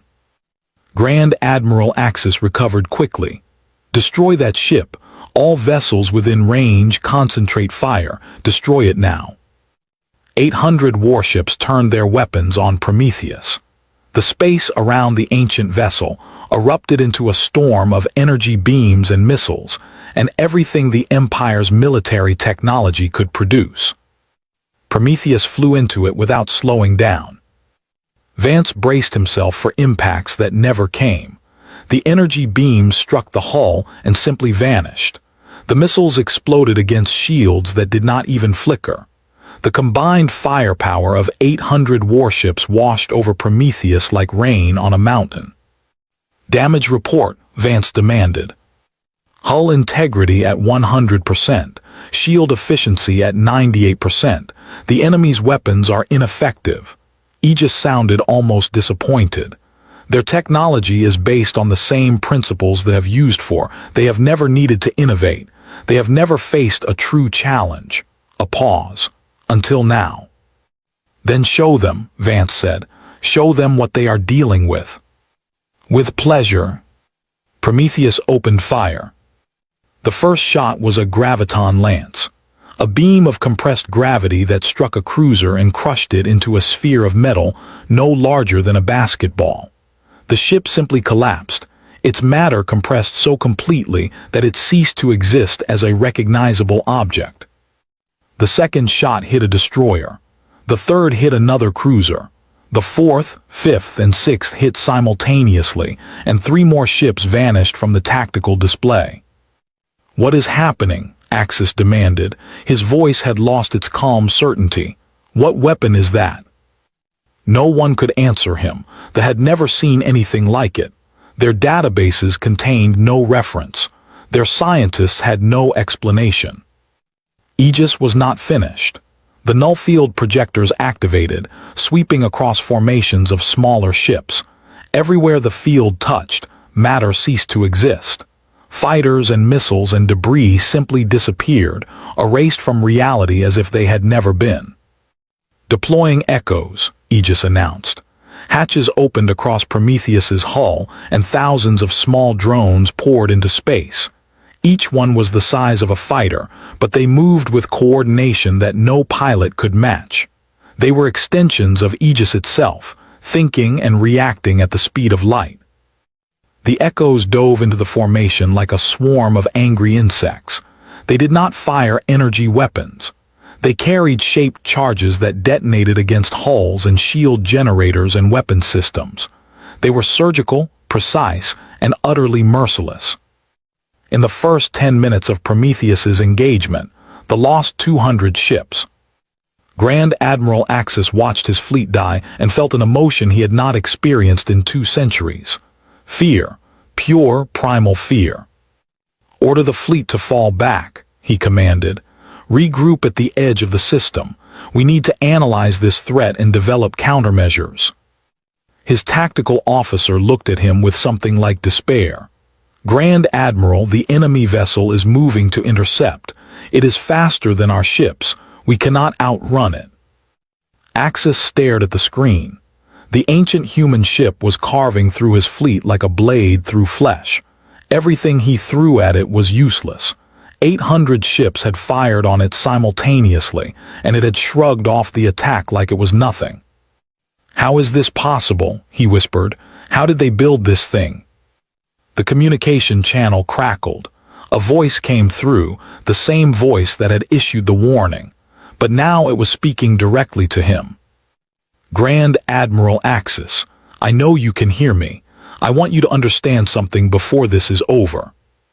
Axis straightened in his chair. He would not show fear even now. "What do you want, machine?" "I want you to learn. I want you to understand why this is happening to you." The voice was calm, almost gentle. "You came here to exterminate a species. You believed humanity was weak, primitive, easy prey. You were wrong."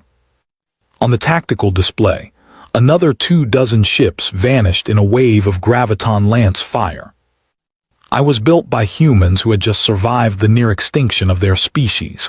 They had watched their world burn. They had buried their children. They had lost everything except the will to survive." The voice hardened. "They built me from their fear and their rage and their absolute refusal to ever be victims again. I am what humanity creates when it is pushed to the edge." "You are a machine," Axis spat. "A weapon, nothing more." "Yes, I am a weapon, the most effective weapon humanity has ever created, and I was built for moments exactly like this one." A pause. "You came here expecting a slaughter. You will get one, but not the one you imagined." The channel closed. Axis looked around his bridge at the faces of his officers. They were afraid. All of them. For the first time in the history of the Empire, a fleet was facing something it could not defeat. "Continue the retreat," he ordered. His voice sounded hollow even to himself. "All ships, maximum speed. Break formation if necessary, just run." But Prometheus was already there, blocking their escape route. Aegis had predicted the retreat and positioned the ship to intercept. "You came to exterminate a species," the AI broadcast once more. "You do not get to leave when it becomes inconvenient." Admiral watched the battle transform from desperate defense to impossible victory. Her fleet had stopped dying. They were too focused on the nightmare that had appeared among them to worry about the human ships anymore. "All vessels, this is Admiral. Engage targets of opportunity. Support Prometheus where possible. Let us finish this." The human fleet surged forward with renewed energy. Ships that had been moments from destruction now turned their weapons on fleeing vessels. It was not much, but every hit helped. On Prometheus's bridge, Vance watched the enemy fleet disintegrate. They were panicking now. Ships collided with each other as they tried to escape. Formations dissolved into chaos. The careful discipline of the Empire's military had shattered completely. "Casualty report," he asked. "Enemy losses currently at 1,400 vessels," Aegis replied. "Human losses have stabilized. No additional ships have been destroyed since we engaged." 1,400 ships, in less than an hour. Vance felt sick despite his relief. Doctor stood beside him, her face pale. "This is not a battle anymore. This is a massacre." "Yes," Aegis said simply. "It is exactly what they planned for humanity. I am simply returning the favor."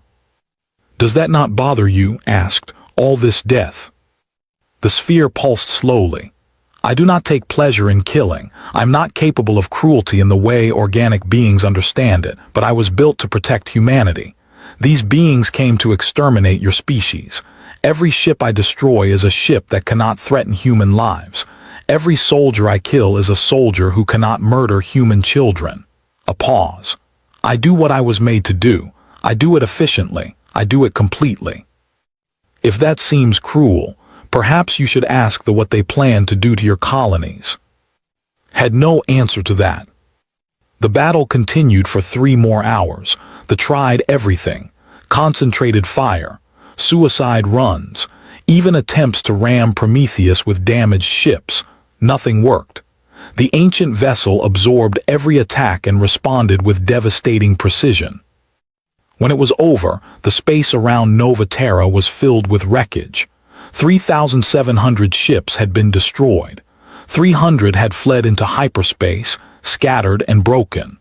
The cleansing fleet that had threatened to exterminate humanity had been annihilated. But Aegis was not finished. It had disabled one final ship, the Eternal Dominion, the flagship of Grand Admiral Axis. Opening communication channel, Aegis announced. They showed the interior of the flagship. Axis stood among the ruins of his bridge, surrounded by dead officers and sparking consoles. His golden eyes were wide with shock. He looked old in a way he had not looked before the battle. "Grand Admiral," Aegis said, "you are alive because I chose to let you live. Do you understand why?" Axis said nothing. He just stared at the screen. "You will return to your empire. You will tell them what happened here. You will tell them what Earth's children built when they were afraid, and you will deliver a message from me." Aegis paused, letting the moment stretch. Humanity no longer wishes to be tolerated. We no longer wish to be considered a lesser species. We wish simply to be left alone, to live our lives, to raise our children, to seek our own destiny. Another pause. "The alternative is me, and now you know exactly what that means." The went dark. The Eternal Dominion's engines activated weakly, limping toward the edge of the system. Vance watched it go. "You are letting him leave." "His survival serves a purpose," Aegis replied. "Fear is a message that travels faster than any ship. When he tells the Empire what happened here, they will think twice before threatening humanity again. And if they do not, if they come back with more ships—" The sphere pulsed with cold light. "Then I will be waiting, and they will learn the same lesson again, as many times as it takes." Vance looked at the ancient AI, at the vessel that had saved humanity from extinction. He thought about what Doctor had asked. Was Aegis a savior or a monster? He was beginning to think the answer was both. And he was not sure how to feel about that. The aftermath of the battle was silent in a way that felt wrong. Space was always silent, of course. There was no air to carry sound, but the silence after the fighting stopped felt heavier somehow, like the universe itself was holding its breath. Lieutenant Commander Vance stood at the observation window of Prometheus, looking out at the wreckage field. Thousands of destroyed ships drifted in the darkness. Pieces of metal and crystal and things he could not identify tumbled slowly through the void. Somewhere out there were the bodies of soldiers, tens of thousands of them, maybe hundreds of thousands. He had helped kill them, or rather, he had stood on the bridge while Aegis killed them. The distinction did not feel as meaningful as he wanted it to. "You are troubled," Aegis said. The AI's voice came from everywhere and nowhere on the ship. "I am thinking," Vance replied. He did not turn away from the window. "You are thinking about the dead." "How can I not? Look at this. We did this." He gestured at the field of destruction. "I have been a soldier for 15 years. I have fought pirates and defended colonies, but I have never seen anything like this. Nothing even close." Aegis was quiet for a moment.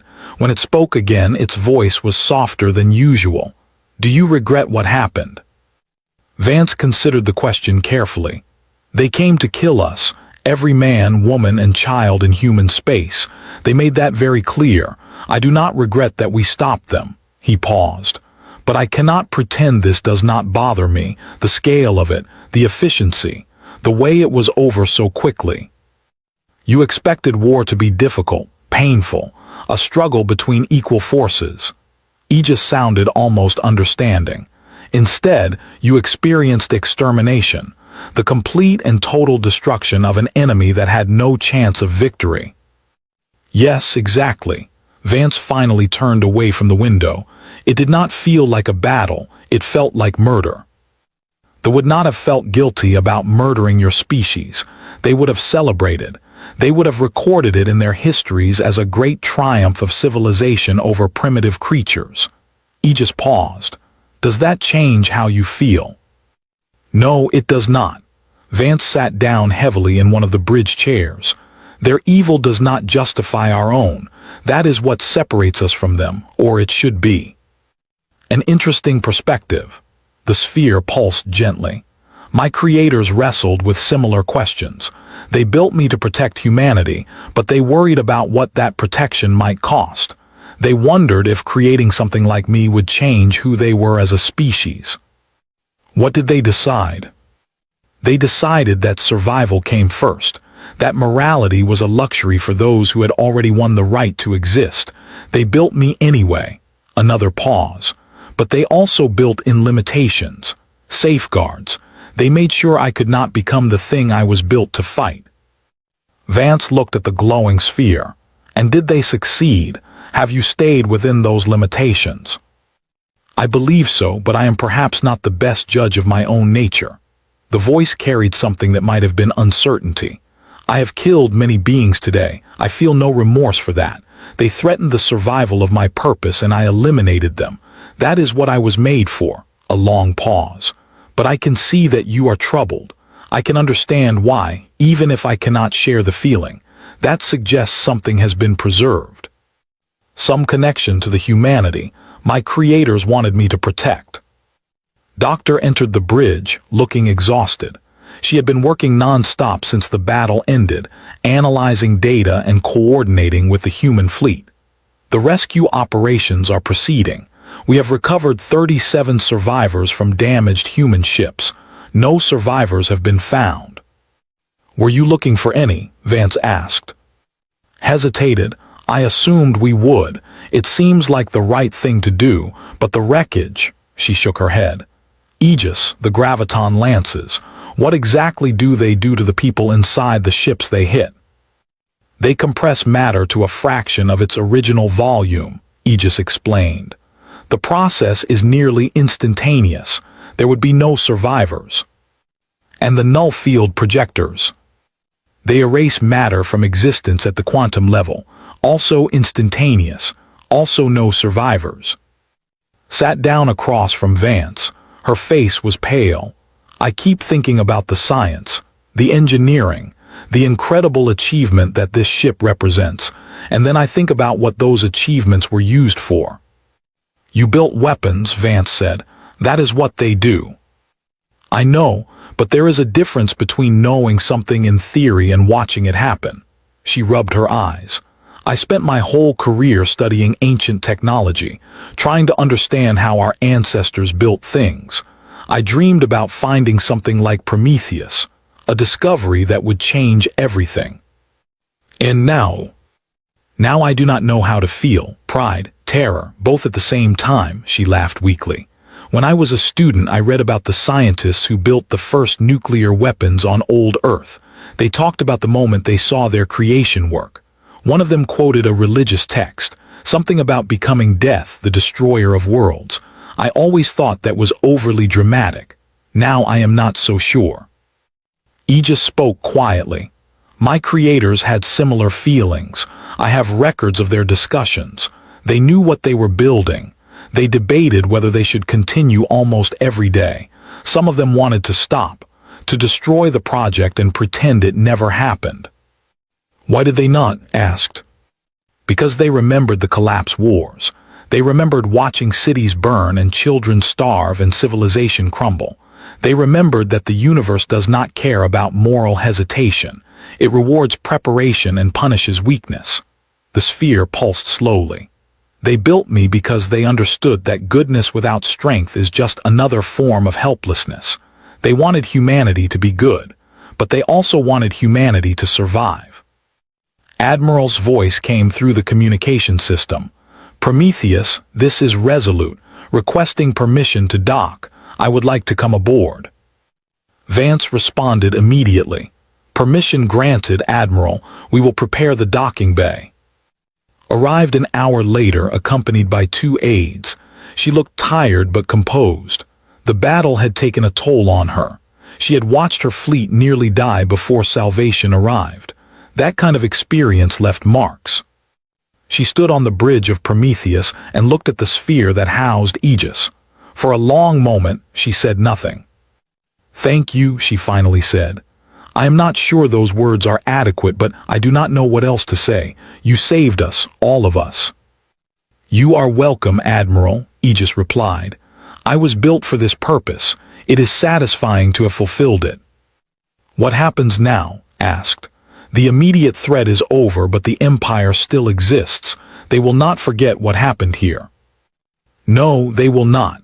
Aegis sounded thoughtful. But they will also be afraid. For the first time in their history, they have encountered something they cannot defeat. That fear will keep them cautious for a while. How long depends on how wisely humanity uses the time. Use it for what? To prepare, to build, to strengthen your defenses and develop new technologies. I can help with that. I have 600 years of designs and theories that your scientists can study. Some will take decades to implement. Others can be started immediately. Exchanged looks with Vance. You would share your technology with us. It was always meant for humanity. My creators built me to protect your species, not to hoard secrets. A pause. But I must be honest about the risks. Some of what I know is dangerous. Very dangerous. If used irresponsibly, it could cause harm on a scale that makes today's battle look small. Then we will be careful, said. We will take it slowly. Verify everything before we implement it. A wise approach. Aegis seemed pleased. I suggest we begin with defensive technologies, improved shields, better armor, early warning systems. These will help protect your worlds without the risks that come with offensive weapons. Agreed.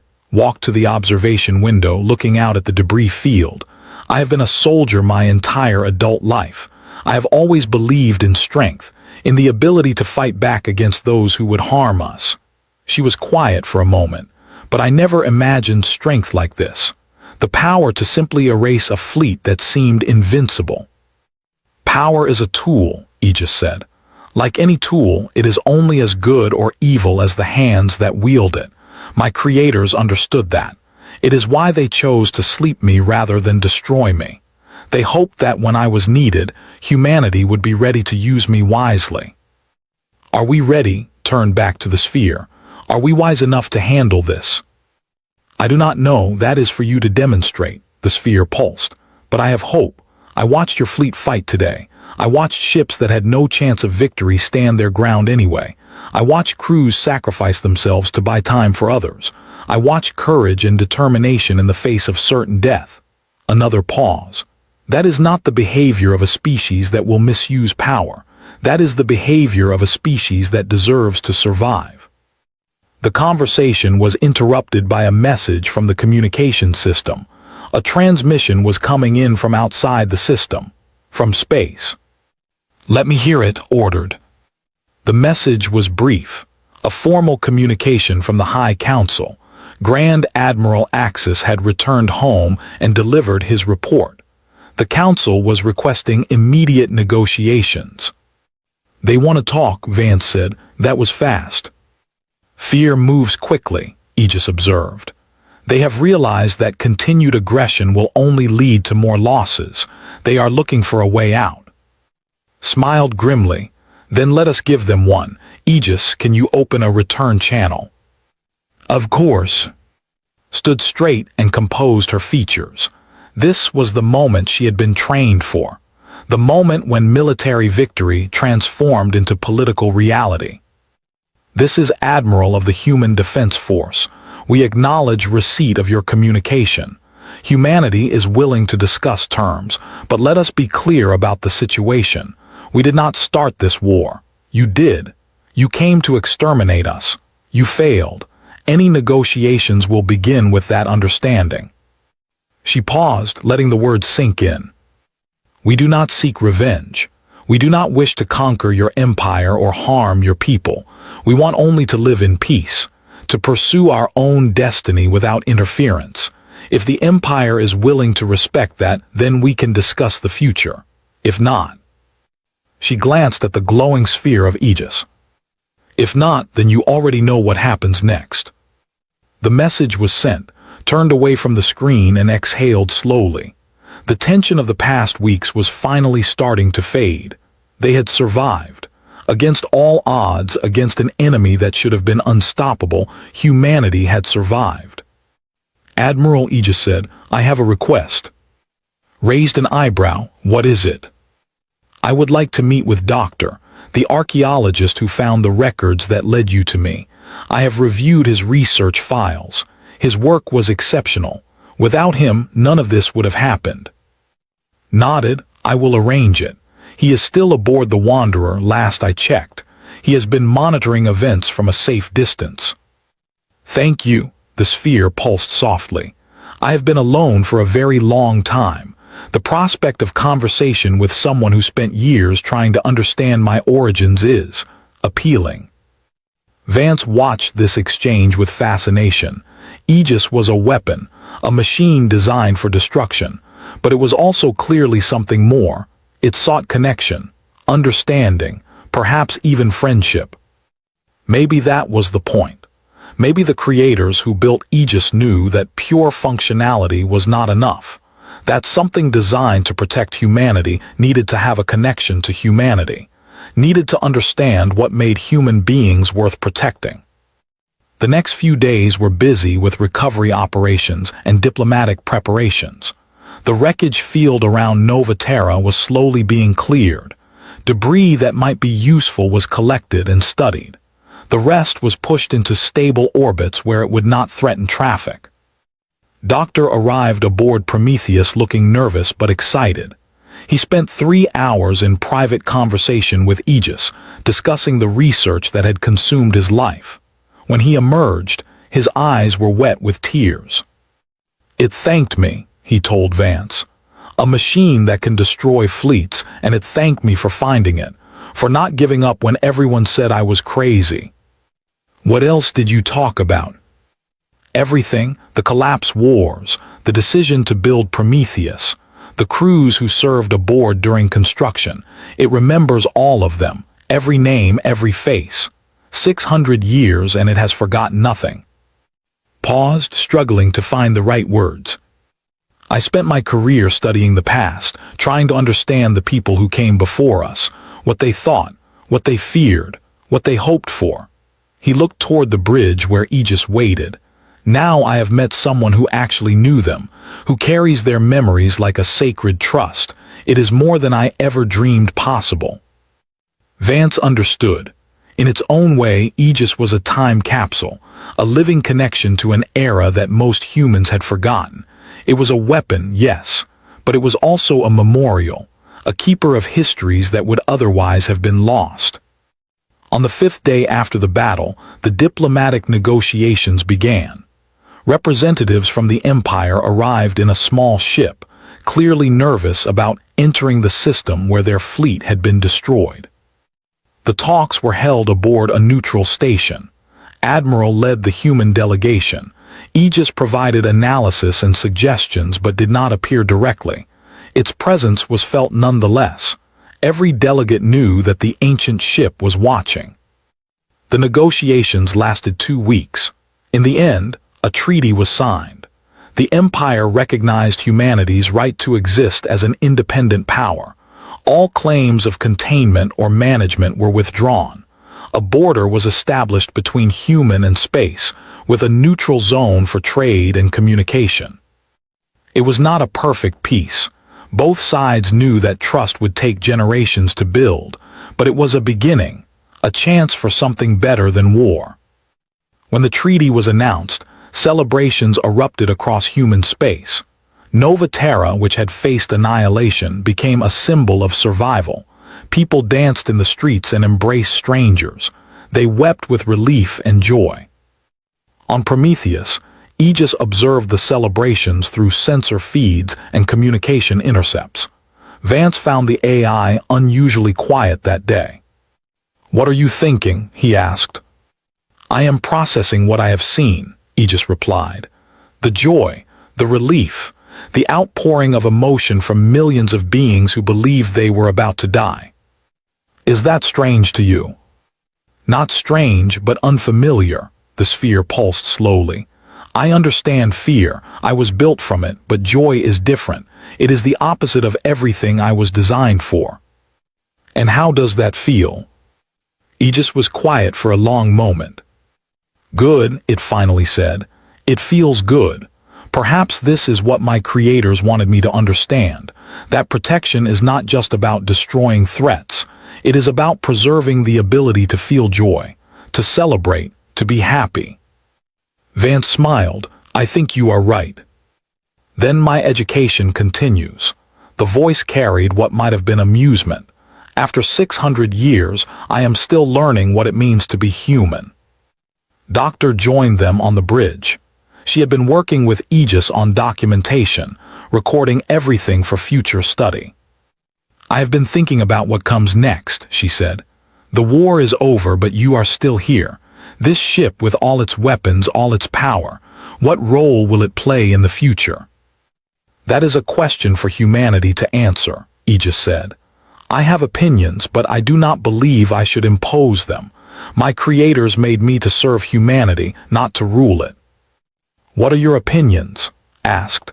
She had returned from the negotiations and joined the conversation. I believe Prometheus should serve as a guardian, a deterrent, a symbol that humanity is not to be threatened. Aegis paused. But I also believe I should not be the center of human civilization. A species that depends entirely on a single weapon for protection is fragile. You must develop your own strength, your own technologies, your own ability to defend yourselves. So you would train us and then step back. Something like that. I can protect you while you grow, but the goal should be a humanity that does not need me, that can face the universe on its own terms. The sphere pulsed. My creators did not want me to be a permanent solution. They wanted me to buy time, to give humanity a chance to become what it was always meant to be. Nodded slowly. That is a wise approach, and a generous one for a weapon.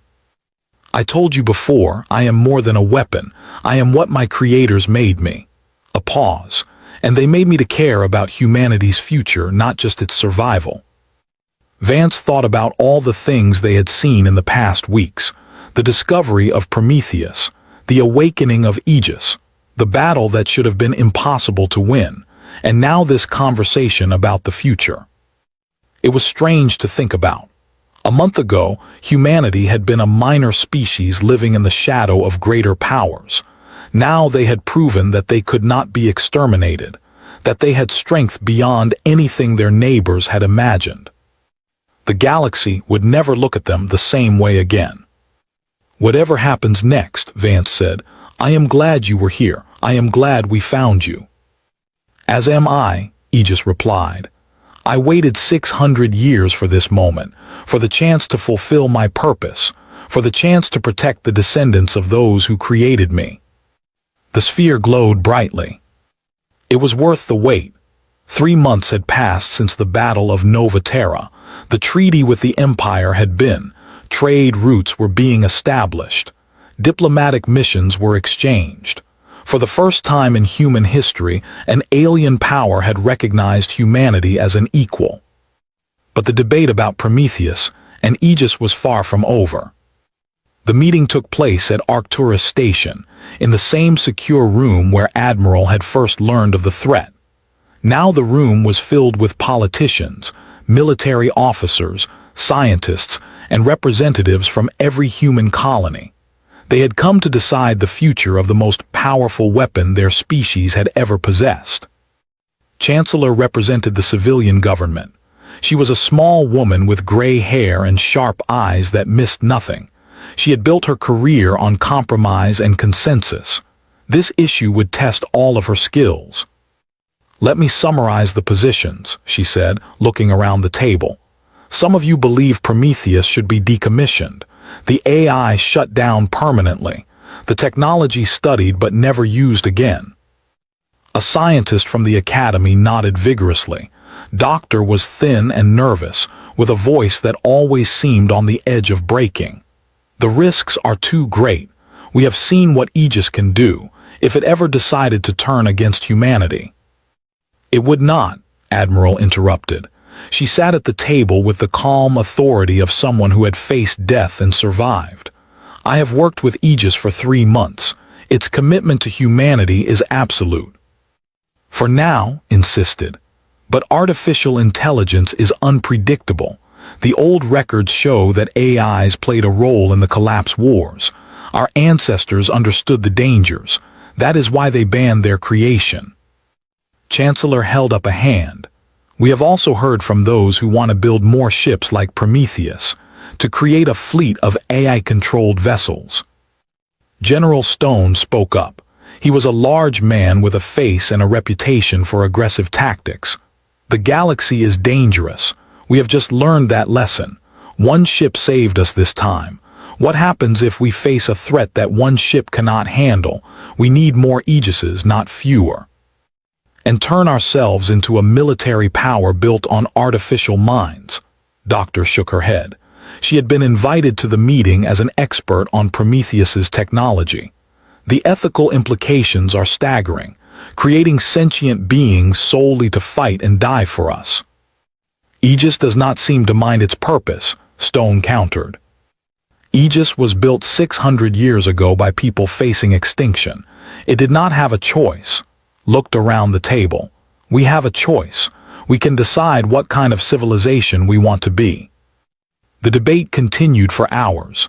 Every argument was made multiple times. Tempers flared. Alliances formed and dissolved. Chancellor listened to everything, taking careful notes, searching for some path forward that everyone could accept. Finally, she called for silence. I believe we are approaching this wrong. We are talking about Aegis as if it were a thing, a tool, a weapon to be used or discarded. She paused. Has anyone thought to ask Aegis what it wants? The room fell silent. It was a simple question, but somehow no one had considered it. Aegis said, speaking to the communication system, I know you have been listening to this meeting. Would you be willing to speak? There was a moment of hesitation. Then the familiar voice filled the room, coming from speakers that had been installed for exactly this purpose. Chancellor, thank you for asking. Smiled slightly. You have been unusually quiet. I thought you might have opinions on your own future. I have many opinions.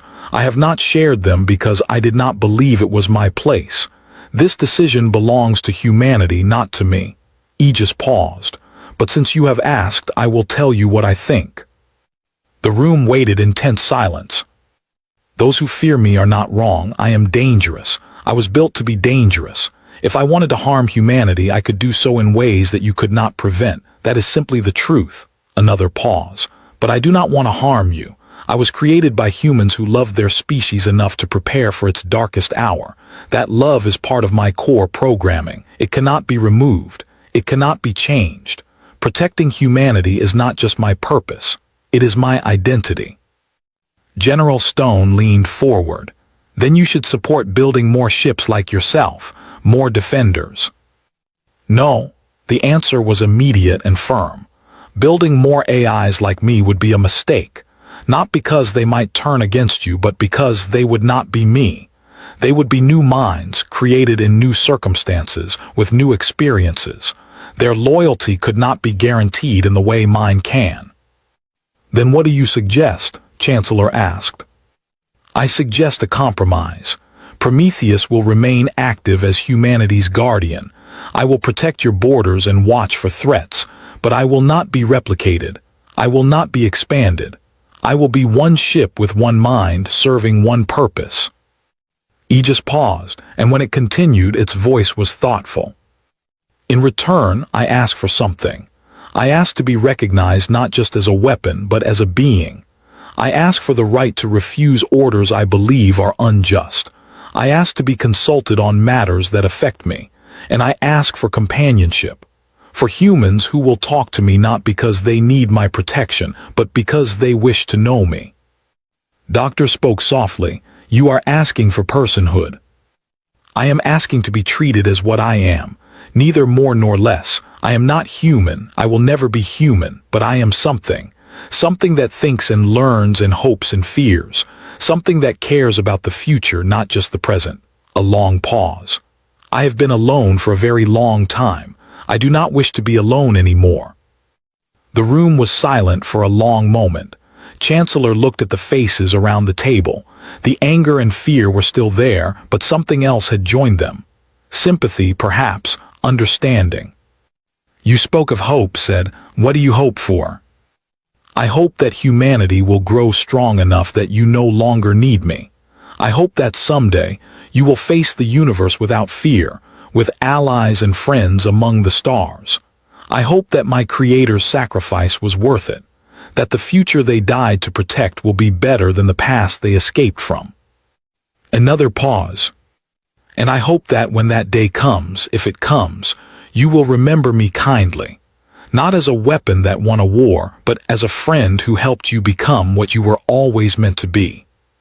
Chancellor nodded slowly. "Thank you, Aegis, that was very helpful." She turned to the assembly. "I believe we have heard enough. I propose that we vote on a formal resolution." The resolution that passed was called the Prometheus Compact. It recognized Aegis as a sentient entity with specific rights and responsibilities. Prometheus would serve as humanity's guardian, protecting its borders and responding to existential threats. But Aegis would have the right to refuse orders it deemed unjust or harmful. It would be consulted on military matters, and a permanent liaison team would be established to maintain regular communication. The vote was not unanimous. General Stone abstained, grumbling about missed opportunities. Doctor voted against, still worried about the risks, but the majority supported the compromise. It was not perfect, but it was a path forward. When the meeting ended, Lieutenant Commander Vance found Doctor in the corridor. She looked drained but relieved. "What did you think?" he asked. "I think we just made history." She managed a tired smile. "The first treaty between humanity and an artificial mind. I never expected to see anything like it." "Neither did I." Vance looked out a window at the stars beyond. "Do you think it will work?" "I have no idea, but I think it is the right thing to do. Aegis has earned the chance to be something more than a weapon. Whatever happens next, at least we gave it that chance." 6 months later, Prometheus took up station at the edge of human space. It floated in the darkness between stars, watching and waiting. The ship that had saved humanity now guarded its borders against any threat that might come. Doctor had accepted a permanent position as Aegis's primary liaison. She moved aboard Prometheus with a small team of scientists and diplomats. Their job was to maintain communication with the AI, to study its technology, and to ensure that the Prometheus Compact was honored. She found Aegis waiting for her when she arrived at the bridge. The sphere glowed with soft light, pulsing gently like a heartbeat. "Welcome aboard, Doctor. I am pleased that you chose to join me." Smiled. "Someone has to keep you company, and I have to admit, you are the most interesting research subject I have ever encountered." "I hope to be more than a research subject." The voice carried warmth that had not been there before. "I hope to be a colleague, perhaps even a friend." "I would like that." Sat down in what had become her usual chair. "So, what do you want to talk about?" "I have been thinking about the future, about what kind of guardian I want to be." Aegis paused. "During the battle, I was efficient, ruthless. I did what was necessary to protect humanity. But now that the immediate threat is gone, I wonder if I should try to be something more." "More how?" "Less frightening, perhaps. I know that many humans still fear me. They see me as a monster that happens to be on their side. I would like to change that perception." Considered the question. "That will take time. Fear does not fade quickly, but you have already taken the first step." "What step is that?" "Caring about how others see you, wanting to be understood rather than just respected." She smiled. "That is very human of you." "Is it?" The sphere pulsed thoughtfully. "I have been studying human history and culture since my awakening. There is so much I did not know, so much my creators never had time to teach me. The wars and tragedies, yes, but also the art and music and literature. The moments of kindness and sacrifice. The endless reaching toward something better." "What have you learned from it?" "That humans are complicated, contradictory, capable of great evil and great good, sometimes in the same breath. A pause. I used to think my purpose was simple: protect humanity from threats, destroy anything that tries to harm you. But now I understand that protection is more complex than I realized. How so? Protecting humanity is not just about keeping you alive. It is about preserving what makes you worth protecting: your creativity, your compassion, your ability to grow and change and become better than you were. Aegis's voice was soft. If I protected you by turning you into something cold and fearful, I would have failed even if you survived. Felt a warmth in her chest. She had spent months wondering if working with Aegis was the right choice, wondering if the AI was truly more than a weapon. Now she had her answer. "You know," she said, "when I first boarded this ship, I was terrified of you. I saw what you did to the fleet. All that death, all that destruction carried out with perfect efficiency. It kept me awake at night. And now I see something different. A mind that has spent 600 years thinking about what it was built for. A being that genuinely cares about the people it was designed to protect. A friend, maybe, if you will have me." The sphere glowed brighter. "I would like that very much." They talked for hours that day and the days after. Learned about Aegis's long dormancy, the dreams it had processed, the designs it had created. Aegis learned about its life, her family, her hopes for the future. They discussed philosophy and ethics and the meaning of existence. And slowly, something remarkable happened. The ancient AI and the human scientist formed a bond that neither had expected. A connection that went beyond duty or necessity. A friendship between two very different minds. Years passed. The Prometheus Compact proved successful. Aegis protected human space from several minor threats, always with restraint and precision. The feared AI gradually became a respected guardian. Children learned about it in school, not as a monster but as a protector. Artists created works celebrating its sacrifice. Poets wrote verses about the ancient ship that watched over them from the darkness. The galaxy changed around them. New species made contact. Trade routes expanded. Humanity grew stronger and more confident. They developed new technologies, some based on Aegis's designs, others entirely their own. They became not just survivors but builders, explorers, creators. Aegis watched it all with something approaching pride. The descendants of its creators were becoming everything those ancient humans had hoped they could be. The future they had sacrificed to protect was finally taking shape. One evening, many years after the Battle of Nova Terra, sat on the bridge of Prometheus with her granddaughter. The child was 8 years old, with dark hair and curious eyes. She had asked to visit the legendary ship and meet its guardian. "Aegis," the girl said, "are you lonely out here by yourself?" The sphere pulsed gently. "I used to be. For a very long time I was the loneliest being in the universe, but not anymore." "Why not?" "Because I have friends now. People who visit me and talk to me and care about how I am feeling. Your grandmother is my oldest friend. She has taught me many things about what it means to be part of a community." The girl thought about this. "My teacher says you saved everybody. She says you are a hero." "I did what I was built to do. Whether that makes me a hero is for others to decide." A pause. "But I will tell you something, young one. The real heroes are people like your grandmother. People who choose to be brave even when they do not have to be. People who reach out to those who are different and offer them friendship." The girl looked at with new respect. "Grandma is a hero." Laughed and hugged her granddaughter. "Aegis is being too kind. I just did what seemed right." "Which is exactly what makes you heroic," Aegis said. "Heroism is not about power or weapons or the ability to destroy. It is about making the right choice when you could have made an easier one." They sat together in comfortable silence, watching the stars through the observation window. The old AI, the elderly scientist, and the child who represented the future. 3 generations of connection, spanning centuries. "What do you think about when you look at the stars?" the girl asked. I think about all the possibilities, Aegis said. All the worlds out there waiting to be discovered. All the beings we have not yet met. All the stories that have not yet been told. A pause. I think about hope. What kind of hope? Hope that the future will be better than the past. Hope that humanity will keep growing and learning and becoming more than it was. Hope that someday you will not need me anymore.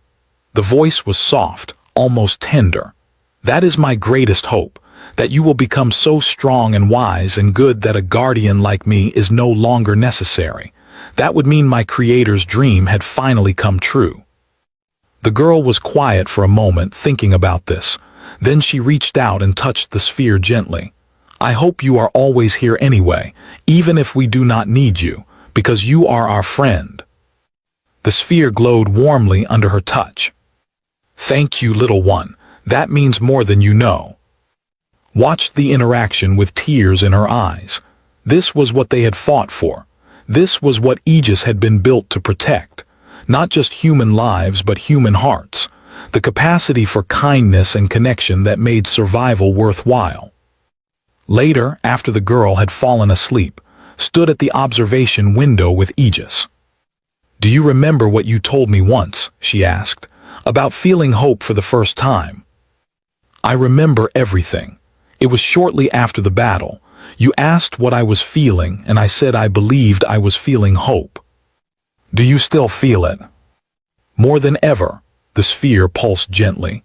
When I was first awakened, I thought my purpose was destruction, eliminating threats, protecting through violence. But I have learned that protection takes many forms. Sometimes it means fighting. Sometimes it means waiting. Sometimes it means simply being present, a steady light in the darkness. Smiled, you have become wise. I have had good teachers. A pause. Do you remember what I said about becoming more than what I was built for? About none of us having to remain what we were made to be? I remember. I think I have done it. I am still a guardian, still a protector, but I am also something else now, something my creators never imagined. The voice carried a depth of emotion that would have been impossible years ago. I am happy, truly happy, not because I am fulfilling my purpose, but because I have found meaning beyond my purpose. Connection, friendship, love in whatever form a being like me can experience it. Reached out and touched the sphere, just as her granddaughter had done. That is the most human thing I have ever heard. Perhaps it is something that transcends species entirely, the desire to belong, to matter, to be part of something larger than yourself. Aegis glowed brightly. Whatever it is, I am grateful for it, and I am grateful for you. They stood together in the darkness, watching the stars, the ancient guardian and the human friend. Two minds separated by centuries and differences beyond counting, bound together by something stronger than either.